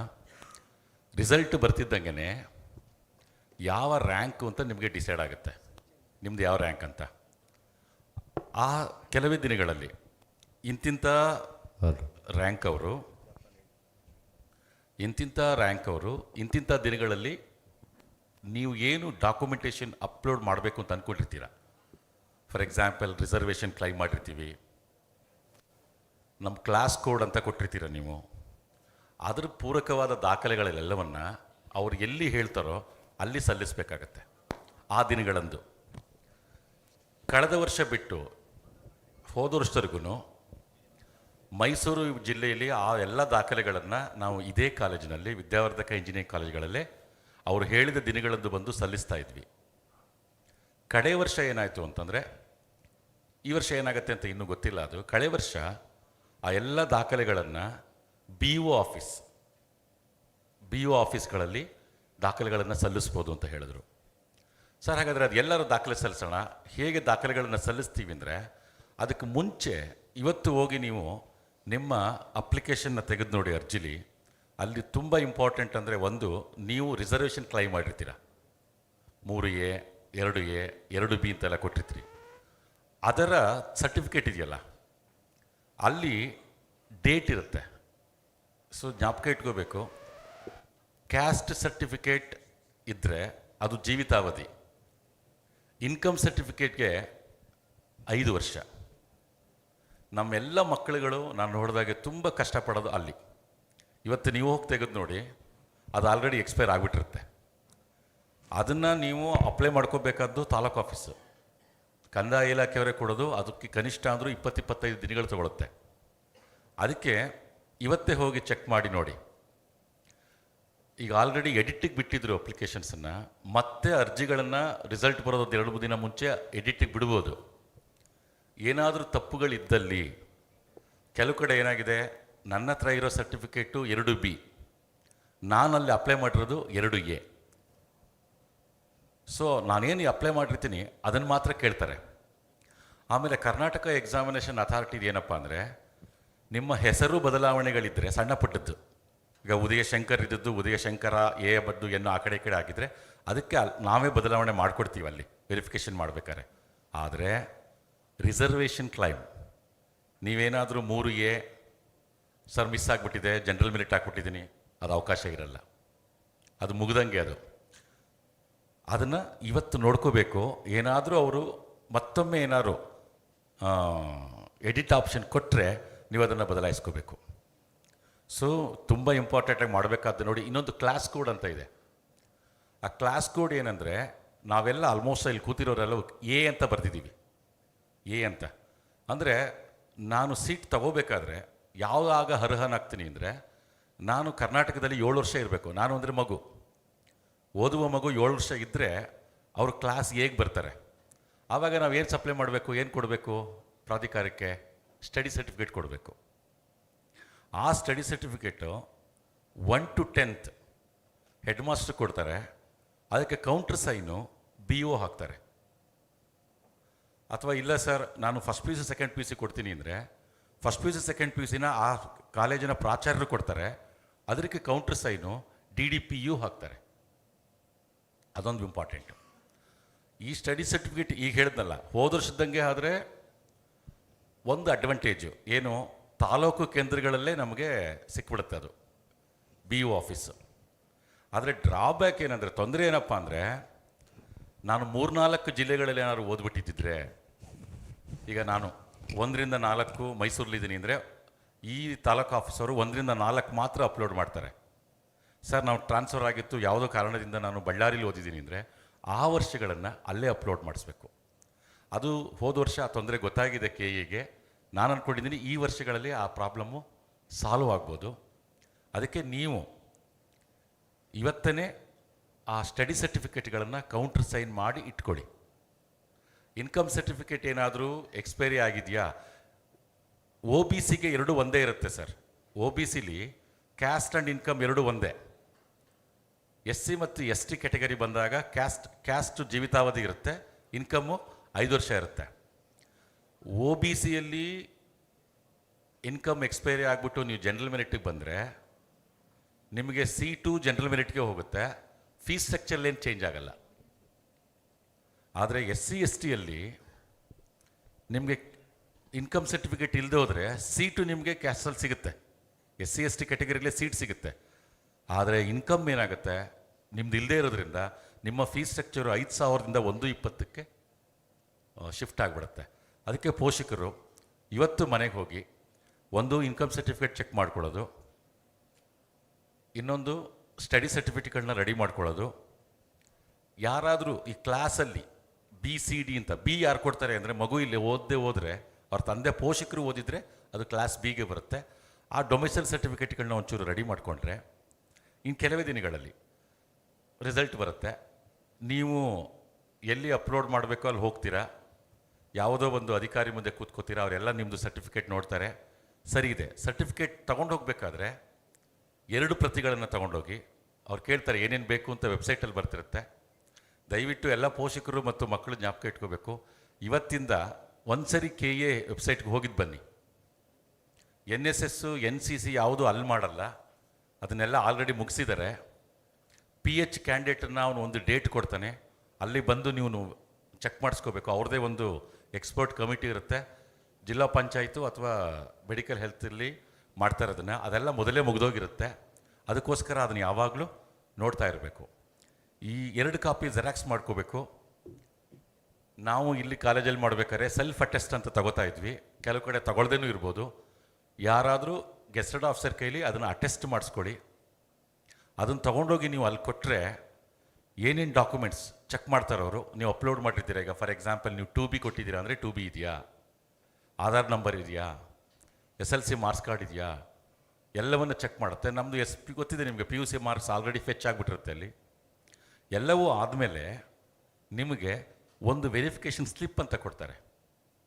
ಆ ವೆರಿಫಿಕೇಷನ್ ಸ್ಲಿಪ್ಪಲ್ಲಿ ಒಂದು ಸೀಕ್ರೆಟ್ ಕೀ ಅಂತ ಇರುತ್ತೆ. ಆ ಸೀಕ್ರೆಟ್ ಕೀ ನಮಗೆ ಮಾತ್ರ.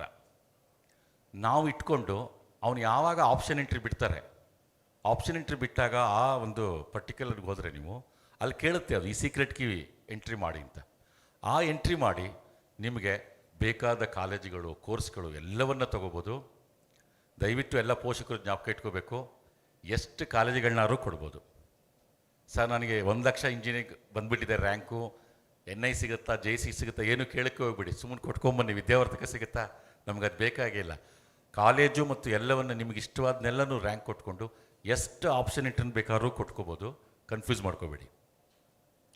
ಸೊ ಅದು ತಗೊಳುತ್ತೆ. ಹಾಗೆಯೇ ಅದಾದ ನಂತರ ಏನಾಗುತ್ತೆ, ನೋಡಿ ಅದಕ್ಕೆ ಯಾವ ಕಾಲೇಜು ಅಂತ ಹೆಸರು ಗೊತ್ತಿರಲ್ಲ, ಸಿಸ್ಟಮ್ ಅದು ತಗೊಳ್ಳೋದು ಪ್ಲೇಸು 1, 2, 3, 4 ಅಂತ. ನೀವು ಯಾವುದೋ ಗೊತ್ತಿಲ್ಲದೆ ಇರೋ ಕಾಲೇಜನ್ನು ಮೊದಲನೇ ರ್ಯಾಂಕ್ ಕೊಟ್ಬಿಟ್ರೆ ಮೊದಲನೇ ಪ್ಲೇಸ್ಗೆ ಅದು ಪಟ್ಟಕ್ಕಂತ ಅಲಾಟ್ ಮಾಡಿಬಿಡುತ್ತೆ ಅದು. ಆಮೇಲೆ ಸರ್ ನಾವು ಅದು ಅಲಾಟ್ ಮಾಡಿಬಿಟ್ಟಿದೆ ಸರ್, ಗೊತ್ತೇ ಆಗಲಿಲ್ವ ಸರ್, ಅದನ್ನು ಕೇಳಬಾರ್ದು ನಾವು. ನೀವು ಅದಕ್ಕೆ ಫಸ್ಟ್ ಕಾಲೇಜಿನ, ನಿಮ್ಗೆ ಇಷ್ಟವಾದ ಕಾಲೇಜಿನ ರ್ಯಾಂಕ್ ವೈಸಲ್ಲೇ ಆರ್ಡ್ರ್ ಮಾಡ್ಕೊಳ್ಳಿ, ಇಷ್ಟವಾದ ಕೋರ್ಸನ್ನು ರ್ಯಾಂಕ್ ವೈಸಲ್ಲೇ ಆರ್ಡ್ರ್ ಮಾಡ್ಕೊಳ್ಳಿ. ಆಮೇಲೆ ನೀವೇ ಕೂತು ಡಿಸ್ಕಸ್ ಮಾಡ್ಕೊಳ್ಳಿ, ಕೋರ್ಸ್ ಇಂಪಾರ್ಟೆಂಟಾ, ಕಾಲೇಜ್ ಇಂಪಾರ್ಟೆಂಟಾ ಅಂತ. ತುಂಬ ಜನ ಕೋರ್ಸ್ ಇಂಪಾರ್ಟೆಂಟು ಅಂದ್ಕೋತಾರೆ, ಆವಾಗ ಒಂದೇ ಕೋರ್ಸನ್ನು ಡಿಫ್ರೆಂಟ್ ಕಾಲೇಜಲ್ಲಿ ಕೊಡ್ತಾ ಬನ್ನಿ. ಕೆಲವರು ಅನ್ಕೋತಾರೆ ಇಲ್ಲ ನನಗೆ ಕಾಲೇಜ್ ಇಂಪಾರ್ಟೆಂಟು ಅಂತ, ಆಗ ಅದೇ ಕಾಲೇಜ್ ಇಟ್ಕೊಂಡು ಡಿಫ್ರೆಂಟ್ ಕೋರ್ಸನ್ನು, ಇಷ್ಟವಾದ ಕೋರ್ಸನ್ನು ರ್ಯಾಂಕಲ್ಲಿ ಕೊಡ್ತಾ ಬನ್ನಿ. ನಾನು ಅಂದ್ಕೊಂಡಾಗೆ ಇದುವರೆಗೆ ಯಾವುದೇ ಒಂದು ಮಗುವಿಗೂ KA ಕಡೆಯಿಂದ ಅನ್ಯಾಯ ಆಗಿಲ್ಲ ಇವತ್ತವರೆಗೂ. ಆತಂಕ ಪಡಬೇಡಿ. ಸ್ವಲ್ಪ ದಿನ ಏನಾಗುತ್ತೆ, ಅದು ಸರ್ವರ್ ಪ್ರಾಬ್ಲಮ್ಮು ಏನೋ ಆಗಿ ಅದು ಒಂದು ಸ್ವಲ್ಪ ಆತಂಕದ ಕ್ಷಣಗಳು ಬರುತ್ತೆ. ಅದಕ್ಕೆ ಯಾರೂ ತಲೆ ಕೆಡಿಸ್ಕೋಬೇಕಾಗಿಲ್ಲ. KA ಯಾವಾಗಲೂ ವಿದ್ಯಾರ್ಥಿಗಳ ಪರವಾಗಿಯೇ ಕೆಲಸ ಮಾಡುತ್ತೆ. ಹೆಲ್ಪ್ಲೈನ್ ಸೆಂಟರ್ ಅಂದ್ಬಿಟ್ಟು ಯಾವುದನ್ನು ಇಟ್ಕೊಂಡಿಲ್ಲ ಅವರು. ಅವ್ರದ್ದೇ ಒಂದು ವೆಬ್ಸೈಟಲ್ಲಿ ಕೆಲವು 4-5 ನಂಬರ್ಗಳು ಕೊಟ್ಟಿರ್ತಾರೆ. ಒಂದು Gmail ಅಡ್ರೆಸ್ ಇದೆ, ಆ ನಂಬರ್ಗಳು ಫೋನ್ ಮಾಡಿ, ಸ್ವಲ್ಪ ರೆಸ್ಪಾಂಡ್ ಮಾಡೋದು ಕಡಿಮೆ, ಅದು ತುಂಬ ಜನ ಬರ್ತಾರೆ ಅಂತ. ನಿಮ್ದೇನಾದ್ರು ಡೌಟ್ಸ್ಗಳಿದ್ದರೆ, ಪ್ರಾಬ್ಲಮ್ಗಳಿದ್ದರೆ Gmailಲ್ಲಿ ಗೂಗಲಲ್ಲಿ ಕೇಳ್ಬೋದು. ಅಥವಾ ಅದೇನಾದ್ರು ತುಂಬ ಪ್ರಾಬ್ಲಮ್ ಸಾಲ್ವೇ ಆಗಲ್ಲ ಅಂದರೆ ನನ್ನೇ ಬೇಕಾದ್ರೆ ನೀವು, ನಾನು ಕಾಲೇಜಲ್ಲಿ ಇರ್ತೀನಿ, ಬಂದು ಭೇಟಿ ಮಾಡಿ, ನಾನು ಆ ಥರದ ಪ್ರಾಬ್ಲಮ್ ಎಲ್ಲ ಏನೋ ಆ ಥರದ್ದಿದ್ದರೆ, ಆ ಥರದ್ದೇನು ಬರಲ್ಲ, ಯಾವಾಗಲೂ ಎಲ್ಲವೂ ಆರಾಮಾಗಿರುತ್ತೆ, ಮಾಡ್ಕೋಬೋದು. ಆಮೇಲೆ ಆಪ್ಷನ್ ಎಂಟ್ರಿ ಆದಮೇಲೆ ನಿಮ್ಗೆ ಸೀಟ್ ಸಿಕ್ಬಿಡುತ್ತೆ. ಇಷ್ಟ ಆಯಿತಾ, ಇಷ್ಟ ಆದಮೇಲೆ ಅದು 4 ಚಾಯ್ಸ್ಗಳು ಕೇಳ್ತಿರುತ್ತೆ. ಚಾಯ್ಸ್ 1, ಚಾಯ್ಸ್ 2, ಚಾಯ್ಸ್ 3, ಚಾಯ್ಸ್ 4 ಅಂತ. ಈಗ ಯಾರೋ ಒಂದು ಮಗುಗೆ ವಿದ್ಯಾವರ್ಧಕ ಇಂಜಿನಿಯರಿಂಗ್ ಕಾಲೇಜ್ ಸಿಕ್ತು, ಇಷ್ಟ ಆಯಿತು. ಇಷ್ಟ ಆದ ತಕ್ಷಣ ಏನು ಮಾಡುತ್ತೆ, ಚಾಯ್ಸ್ 1 ಅಂತ ಕೊಟ್ಟರೆ ಕ್ಲೋಸ್. ನೀವು ಚಾಯ್ಸ್ 1 ಆಪ್ಟ್ ಮಾಡ್ತಿದ್ದಂಗೆ ಅಲ್ಲೇ ನಿಮ್ಮ ಚಲನ್ನು ಜನ್ರೇಟ್ ಆಗಿಬಿಡುತ್ತೆ. ಕೇಳುತ್ತದೆ ಯಾವ ಬ್ಯಾಂಕಲ್ಲಿ ಚಲನ್ ಬೇಕು ಅಂತ, ಒಂದು 4-5 ಬ್ಯಾಂಕ್ ಆಪ್ಷನ್ ಕೊಡುತ್ತೆ. ಅಲ್ಲೇ ಚಲನ್ ಜನ್ರೇಟ್ ಆಗುತ್ತೆ. ನೀವು ದುಡ್ಡು ಕಟ್ತೀರಾ, ಚಲನ್ ತಂದು ಕಾಲೇಜಿಗೆ ಕೊಡ್ತೀರಾ, ಅಡ್ಮಿಷನ್ ಕ್ಲೋಸ್. ಇಲ್ಲ ಸರ್ ಯಾವುದೋ ನನಗೆ ಇಷ್ಟವಾದ ಕಾಲೇಜ್ ಸಿಕ್ಬಿಟ್ಟಿದೆ ಸರ್, 4ನೇ ಸಿಕ್ಬಿಟ್ಟಿದೆ, ನನಗೆ 3ನೇದು ಬೇಕು, ಮೇಲ್ಗಡೆ 3ನೇದು ಒಂದು ಇರುತ್ತಲ್ಲ, ಅದು ಬೇಕು ಅನ್ನೋ ಆಸೆ ಇದೆ, ಸಿಗ್ಬೋದಾ ಸರ್, ಕಾಯ್ತೀನಿ ಸರ್ ಅಂದರೆ ಕಾಯ್ಬೋದು.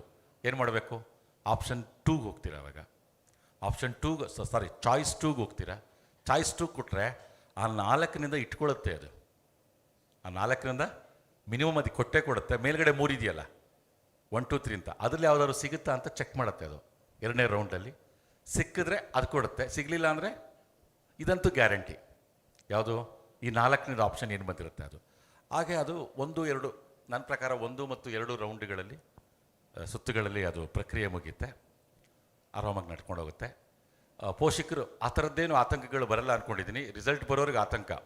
ಈ ರಿಸಲ್ಟ್ ಏನು ಅಂತಂದರೆ, ಫಸ್ಟ್ ರ್ಯಾಂಕ್ ಬರೋನಿಗೂ ಡೌಟ್ ಇಲ್ಲ, ಆರಾಮಾಗಿರ್ತಾನೆ. Last rank ಬರೋನು ಆರಾಮಾಗಿರ್ತಾನೆ. ಮಧ್ಯದಲ್ಲಿ ಇರ್ತೀವಲ್ಲ ನಮ್ಮಂಥವ್ರು, ಅವನಿಗೆ ಪ್ರಾಬ್ಲಮ್ ಆಗೋದು. ಇನ್ನು ಸ್ವಲ್ಪ ದಿನಗಳಲ್ಲಿ ಬರ್ಬೋದು ಅಂತ ಅಂದ್ಕೊಂಡಿದ್ದೀನಿ. Thank you. Thank you very much, sir. So audience, if you have any questions, you can ask. So Mike. Namaste panel. My question is regarding autonomy. Autonomous syllabus will design from a college itself, I believe. And is it every year it will get changed, or it's a permanent syllabus? Sir, actually, nowadays what is happening, based on the industry requirements, syllabus gets changed almost every year. And earlier, we used to have a subject, for example, we used to have 20 maths 1-1. Now we have removed 20. 20 was were representing the year. Now what happens? Just math 1-1. So we can keep updating that curriculum. Whatever the curriculum that is present, students need to study. So almost every year we can expect some 10% tweak in the curriculum. Thank you, sir.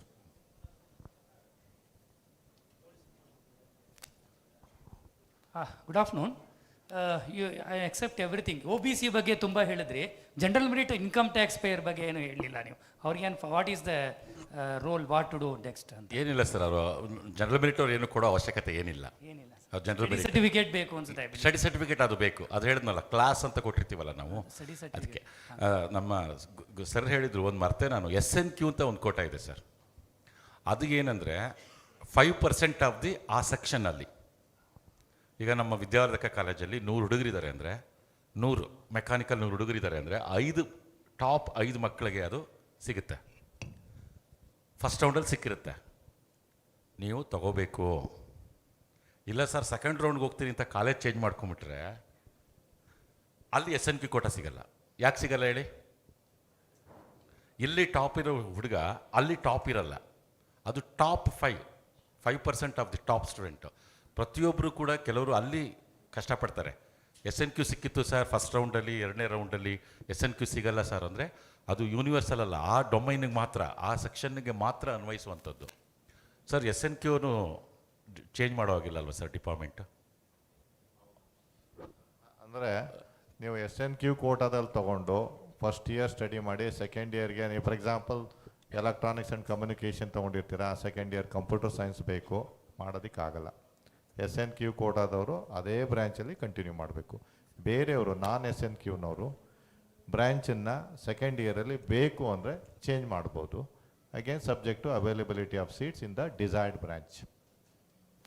ಅದಕ್ಕೆ SNQ ಸಿಕ್ಕಿದಾಗ ನೀವು ಅದನ್ನು ಅವಶ್ಯಕತೆ ಇದೆ, ಯಾಕೆಂದರೆ ಅದರಲ್ಲಿ tuition fees ಇರಲಿಕ್ಕಿಲ್ಲ.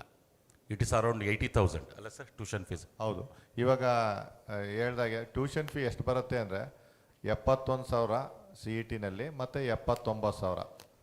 71,144 ಇದೆ, plus college fee ಬರುತ್ತೆ. ಎಲ್ಲ ಸೇರಿ ಅಪ್ರಾಕ್ಸಿಮೇಟಾಗಿ CETನಲ್ಲಿ 1,20,000ದಿಂದ 1,25,000 ಬರುತ್ತೆ. ಅದೇ ಕಾಮೆಟ್ಗೆ ಮುಖಾಂತರ ನೀವು ಸೀಟ್ ತೊಗೊಂಡ್ರೆ ಸುಮಾರು 2,90,000 ಬರುತ್ತೆ ಕಂಪ್ಯೂಟರ್ ಸೈನ್ಸ್ ಅಂತ ಬ್ರ್ಯಾಂಚಸ್ಗೆ. ಬೇರೆ ಕೆಲವು ಕಾಲೇಜಲ್ಲಿ ಆ ಒಂದು ಅಮೌಂಟು ಕಡಿಮೆ ಇರುತ್ತೆ, ಅಷ್ಟೇ ಇರಲ್ಲ. ಮೇ ಬಿ 1,50,000 ಲಕ್ಷನೂ ಇರ್ಬೋದು, 1,45,000 ಇರ್ಬೋದು. But maximum fee through CET it is around 1,25,000 approximately, including all the fees, tuition plus college fee. College ಫೀನಲ್ಲಿ ಒಂದು 20,000 ಕಾಲೇಜ್ ಫೀ ಇರುತ್ತೆ, 10,000 ಸ್ಕಿಲ್ ಲ್ಯಾಬ್ ಫೀ ಇರುತ್ತೆ, ಯೂನಿವರ್ಸಿಟಿ ಫೀ ಒಂದು 10,000 ಬರುತ್ತೆ. ಒಟ್ಟು ಅರೌಂಡ್ 45,000 ಬರುತ್ತೆ college fees. Sir, my question is on category 1 seats ಬಗ್ಗೆ sir. My income is above 10 lakhs actually, but I can claim seat under category 1. Sir seat ಸಿಗುತ್ತೆ, seat ಸಿಗುತ್ತೆ, but fees full fees ಕಟ್ತೀರಾ. Income ಎಷ್ಟೇ ಇದ್ರೂ ಕೂಡ seat under category 1 ನಲ್ಲೇ claim ಮಾಡ್ಬೋದು. ಹೌದಾ? ಆ 3 ಜನಕ್ಕೆ ಮಾತ್ರ sir, SC ST and category 1 ಅವರಿಗೆ ಮಾತ್ರ ಸೀಟ್ ಸಿಗುತ್ತೆ. Okay sir. ಆದರೆ fees full fees. Okay, thank you sir. Sir, ಇದು ರಿಗಾರ್ಡಿಂಗ್ CET, ಈಗ ಕೇಂದ್ರೀಯ ವಿದ್ಯಾಲಯ ಸ್ಟೂಡೆಂಟ್ಸ್ಗೆ ಸ್ಟಡಿ ಸರ್ಟಿಫಿಕೇಟು BEO ಇಂದ ಸೈನ್ ಆಗಿ ಬರಬೇಕಾ? ಇಲ್ಲ ಸರ್, CBSE ICSEಗೆಲ್ಲನೂ ಅದರ ಅವಶ್ಯಕತೆ ಇಲ್ಲ ಅಂತ ಹೇಳಿದ್ದಾರೆ. ಅದೇನು ಪ್ರಾಬ್ಲಮ್ ಇಲ್ಲ ಸರ್, ಅದೇನು ಕೌಂಟರ್ ಸೈನ್ ಏನು ಬೇಕಿಲ್ಲ. ಓಕೆ. ಮತ್ತೆ regarding domicile certificate sir, ಎಲ್ಲಿದು sir? ಕೇಂದ್ರೀಯ ವಿದ್ಯಾಲಯ ಸ್ಟೂಡೆಂಟ್ಸ್ ಡಾಮಿಸೈಲ್ ಏನಾದ್ರು ತರಬೇಕಾಗ? ಇಲ್ಲ, ಏನು ಬೇಕಿಲ್ಲ ಸರ್, ಬೇಕಿಲ್ಲ ಅದೇನು ಬೇಕಿಲ್ಲ. ಸೊ ಈಗ ನಾವು ಡೈರೆಕ್ಟ್ ಆಗಿ ಅಪ್ಲೋಡ್ ಮಾಡ್ಬೋದಲ್ಲ? ಮಾಡ್ಬೋದು. ಈಗ ಮಾರ್ಕ್ಸ್ ಎಂಟ್ರಿ ಮಾಡ್ತಾ ಇದ್ದೀರಲ್ಲ, ಅಪ್ಲೋಡ್ ಆಗಿದೆ ಸರ್, ಮಾಡಿ ಸರ್ ಪ್ಲೀಸ್. ಅದು ಬಿಟ್ಟು ಇನ್ನೇನಿಲ್ಲ ಅಲ್ಲ? ಏನಿಲ್ಲ, ಡೈರೆಕ್ಟ್ ಕೌನ್ಸಿಲಿಂಗ್ ಹಿಂಗೆ ಸರ್ಟಿಫಿಕೇಟ್ ತರಬಹುದು? ಖಂಡಿತ ಹೌದು ಸರ್, ಹಾಗೇನೆ. Thank you very much.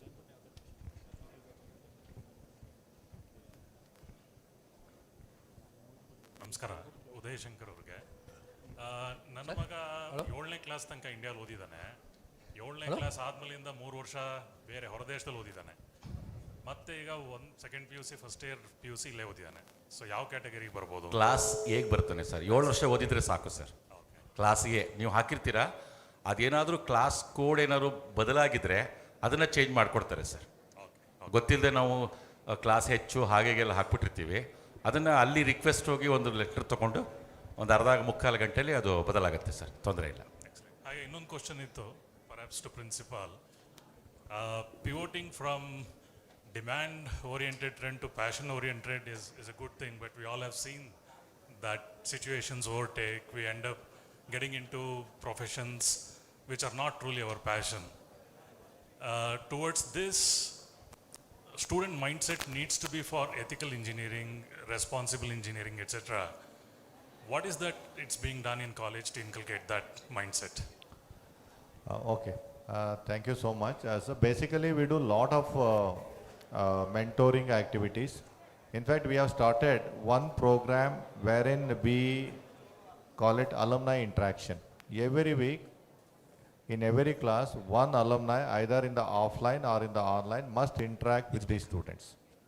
So that will inspire them the industry scenario, and also it will motivate them to achieve what their seniors have done or achieved. So that is basically to mold their value system. The second, we have a universal value course in our institute, universal human values. Basically that is, AICT has introduced that course in all the institutions across India. We were the first to introduce. This program will help them basically to become more humane in their approach, basically to mold their attitude, their behavior. We also conduct a lot of motivational talks. In fact, one of our students very recently who got 390th place in the UPSC examinations, by name Miss Pooja from Mysuru. She studied in our institute in the year 2000. She was a graduate of 2019 batch. And for her motivation to take up UPSC examination was, we invited in the year I think 2016 or 17 one Miss Krutika, who also stood at the 100th place in the UPSC examinations in the year 2016 or 17, and she is working as IRS officer in Chennai. We invited and felicitated her. That motivated Pooja to take up UPSC examination. What I am trying to drive home is that it is possible when we invite alumni, when they interact with alumni, it will have a far-reaching consequences or impact on the present students, basically on their behavior, their goal setting. We also do a program by name Am I Employable, right from first semester. What is that program? Basically, we want them to do SWOT analysis. What are their strengths? What are their weaknesses, opportunities, and challenges? So that will help them when they listen to their own classmates, what are their goals, short-term goals and long-term goals, and these people will also start changing their goals. Maybe they may not have lofty goals in the beginning, but as time progresses, they change their goals and their behavior also. We do like that many programs basically to ensure that they become ethical engineers on graduation. Sir ನಮಸ್ತೆ. ಕಾಮೆಡ್ಗೆ exam ತೊಗೊಂಡಿರ್ತಾರಲ್ಲ, ಅವ್ರದ್ದು ರೆಕಾರ್ಡ್ಸ್ಗಳು ಯಾವ ಥರ ಮತ್ತು school ಯಾವ ಥರ choice ಮಾಡ್ಬೇಕು ಅನ್ನೋದು, ಅದು KCET ಮಾತ್ರ ತಿಳಿಸ್ಕೊಟ್ರಿ. ಕಾಮೆಡ್ಗೆದು ನಮಗೆ ಗೊತ್ತಾಗಿಲ್ಲ, ಅದನ್ನು ಸ್ವಲ್ಪ ಟೀಚ್ ಮಾಡೋ. ಕಾಮೆಡ್ಕೆನಲ್ಲಿ ಏನಾಗುತ್ತೆ, ಅದು ಕಂಪ್ಲೀಟ್ಲಿ ಆನ್ಲೈನ್ ನಡೆಯುತ್ತೆ. COMEDK choice entry very similar to CET counselling ಹೇಗೆ ಮಾಡ್ತಾರೆ ಅದೇ ರೀತಿ ಕಾಮೆಡ್ಕೆನಲ್ಲೂ. ಒಂದು ವ್ಯತ್ಯಾಸ ಏನಪ್ಪ ಅಂದರೆ, CETನಲ್ಲಿ ನೀವು ರೌಂಡ್ 1 ಪಾರ್ಟಿಸಿಪೇಟ್ ಮಾಡಬೇಕು ಅಂದರೆ ಏನು ರಿಜಿಸ್ಟ್ರೇಷನು ಏನೂ ಬೇಕಾಗಿಲ್ಲ, ದುಡ್ಡು ಕಟ್ಟಬೇಕಾಗಿಲ್ಲ. ಆದರೆ ಕಾಮೆಡ್ಕೆನಲ್ಲಿ ದುಡ್ಡು ಕಟ್ಟಬೇಕಾಗತ್ತೆ. 50,000ನೋ 1,00,000ನೋ ಹೇಳ್ತಾರೆ, ಅಷ್ಟು ಕಟ್ಟಬೇಕಾಗತ್ತೆ. ಅದು ಮುಖ್ಯ ಅಲ್ಲಿ. ಆಮೇಲೆ ರಿಜಿಸ್ಟ್ರೇಷನ್ ಆದಮೇಲೆ you are eligible to participate in the rounds. ಅಲ್ಲೂ ಫಸ್ಟ್ ರೌಂಡು ಸೆಕೆಂಡ್ ರೌಂಡು ಅಂತ ಇರುತ್ತೆ.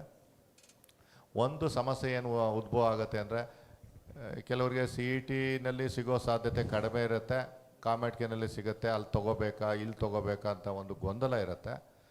ಅದಕ್ಕೆ ತಾವೇನು ಮಾಡಬೇಕು, ಯಾರು ತಿಳಿದವ್ರ ಹತ್ರ ಕೇಳಬೇಕು.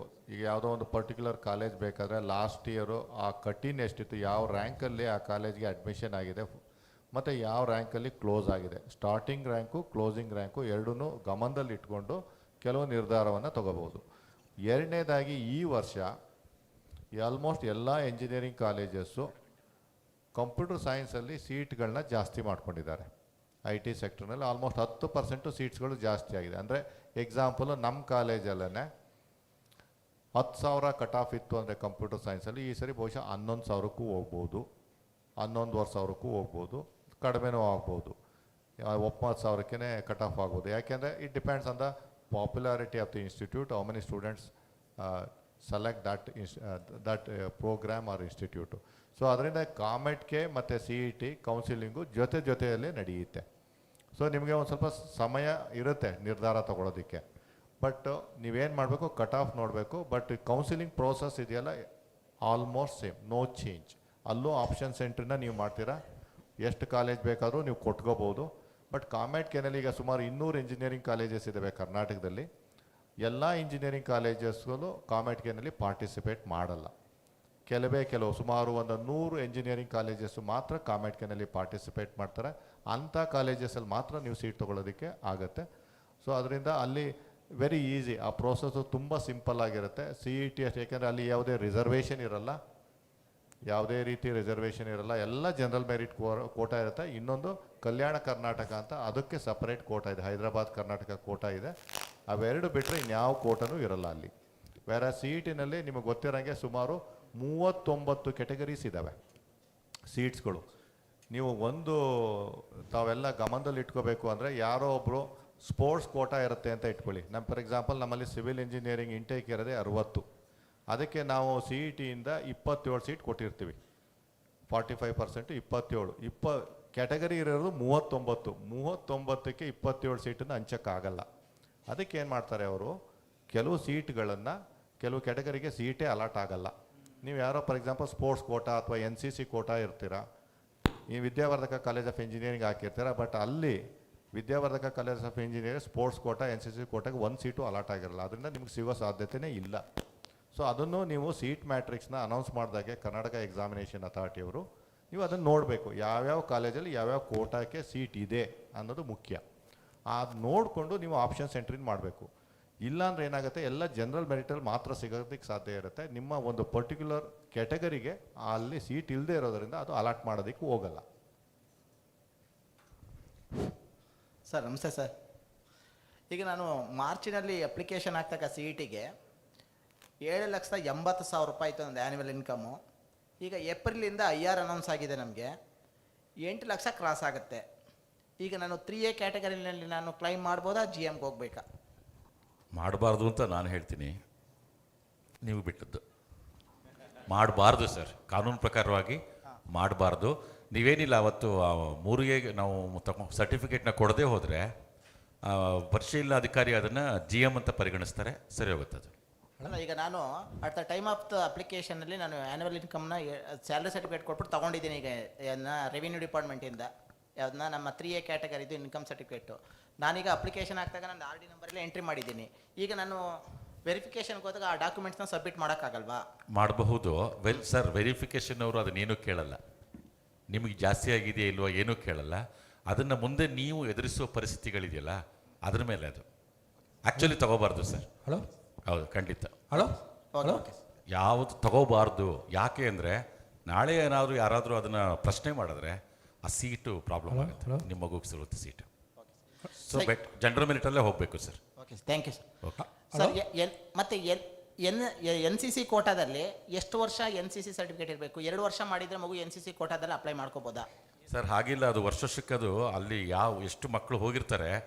NCC ಎಲ್ಲ ಸರ್ ಆಲ್ಮೋಸ್ಟ್ ಅಲ್ಲೂ ಹೈಯರ್ ಎಂಡು, ನಿಮಗೆ ಡೆಲ್ಲಿ ಅಟೆಂಡ್ ಮಾಡಿರ್ತಾರಲ್ಲ, ಡೆಲ್ಲಿ ಪೆರೇಡ್ ಗಿರೇಡ್ ಎಲ್ಲ ಅಂಥವ್ರಿಗೆ ಸಿಗೋದು. ಸರ್ ಹೇಳ್ದಂಗೆ ಕೆಲವು ಕಾಲೇಜುಗಳಲ್ಲಿ ಮಾತ್ರ ಅದನ್ನು ಅಲಾಟ್ ಮಾಡ್ತಾರೆ. ಅದನ್ನು ತುಂಬ ಸೂಕ್ಷ್ಮವಾಗಿ ಗಮನಿಸಿ ಆ ಕಾಲೇಜಲ್ಲಿ ಮಾತ್ರ ಸಿಗುವಂಥದ್ದು, ಎಲ್ಲ ಕಾಲೇಜಲ್ಲೂ ಅದನ್ನು ಅಲಾಟ್ ಮಾಡಲ್ಲ. ಅಲ್ಲ, ನನಗೆ ಈಗ 2 ವರ್ಷದ ಸರ್ಟಿಫಿಕೇಟ್ ಇದ್ದರೆ NCC ಕೋಟಾದಲ್ಲಿ ಅಪ್ಲೈ ಮಾಡ್ಕೋಬೋದಾ? ಮಾಡ್ಕೋಬೋದು. ನೀವು ಮಾಡ್ಕೋಬೋದು. ಆ ಸರ್ಟಿಫಿಕೇಟನ್ನು ನಾವೀಗ ವಿಶೇಷ ಕ್ಯಾಟಗರಿನಲ್ಲಿ ನಾವು CET ಸೆಲ್ಗೆ 6ನೇ ತಾರೀಕುವರೆಗೂ ಸಲ್ಲಿಸಬಹುದು ಅಂತ ಕೊಟ್ಟಿದ್ದಾರೆ. ಅದನ್ನು ತಗೊಂಡೋಗಿ ಸಲ್ಲಿಸಬೇಕು ಅಲ್ಲಿಗೆ? ಹೌದು, ಅಲ್ಲಿಗೆ ಕೊಡಬೇಕು. ನಾವೀಗ ಇದನ್ನ ಈಗ ಸೈಬರ್ ಸೆಂಟ್ರಲ್ಲಿ ಅಪ್ಲೈ ಮಾಡೋದು ಆಗಲ್ಲ.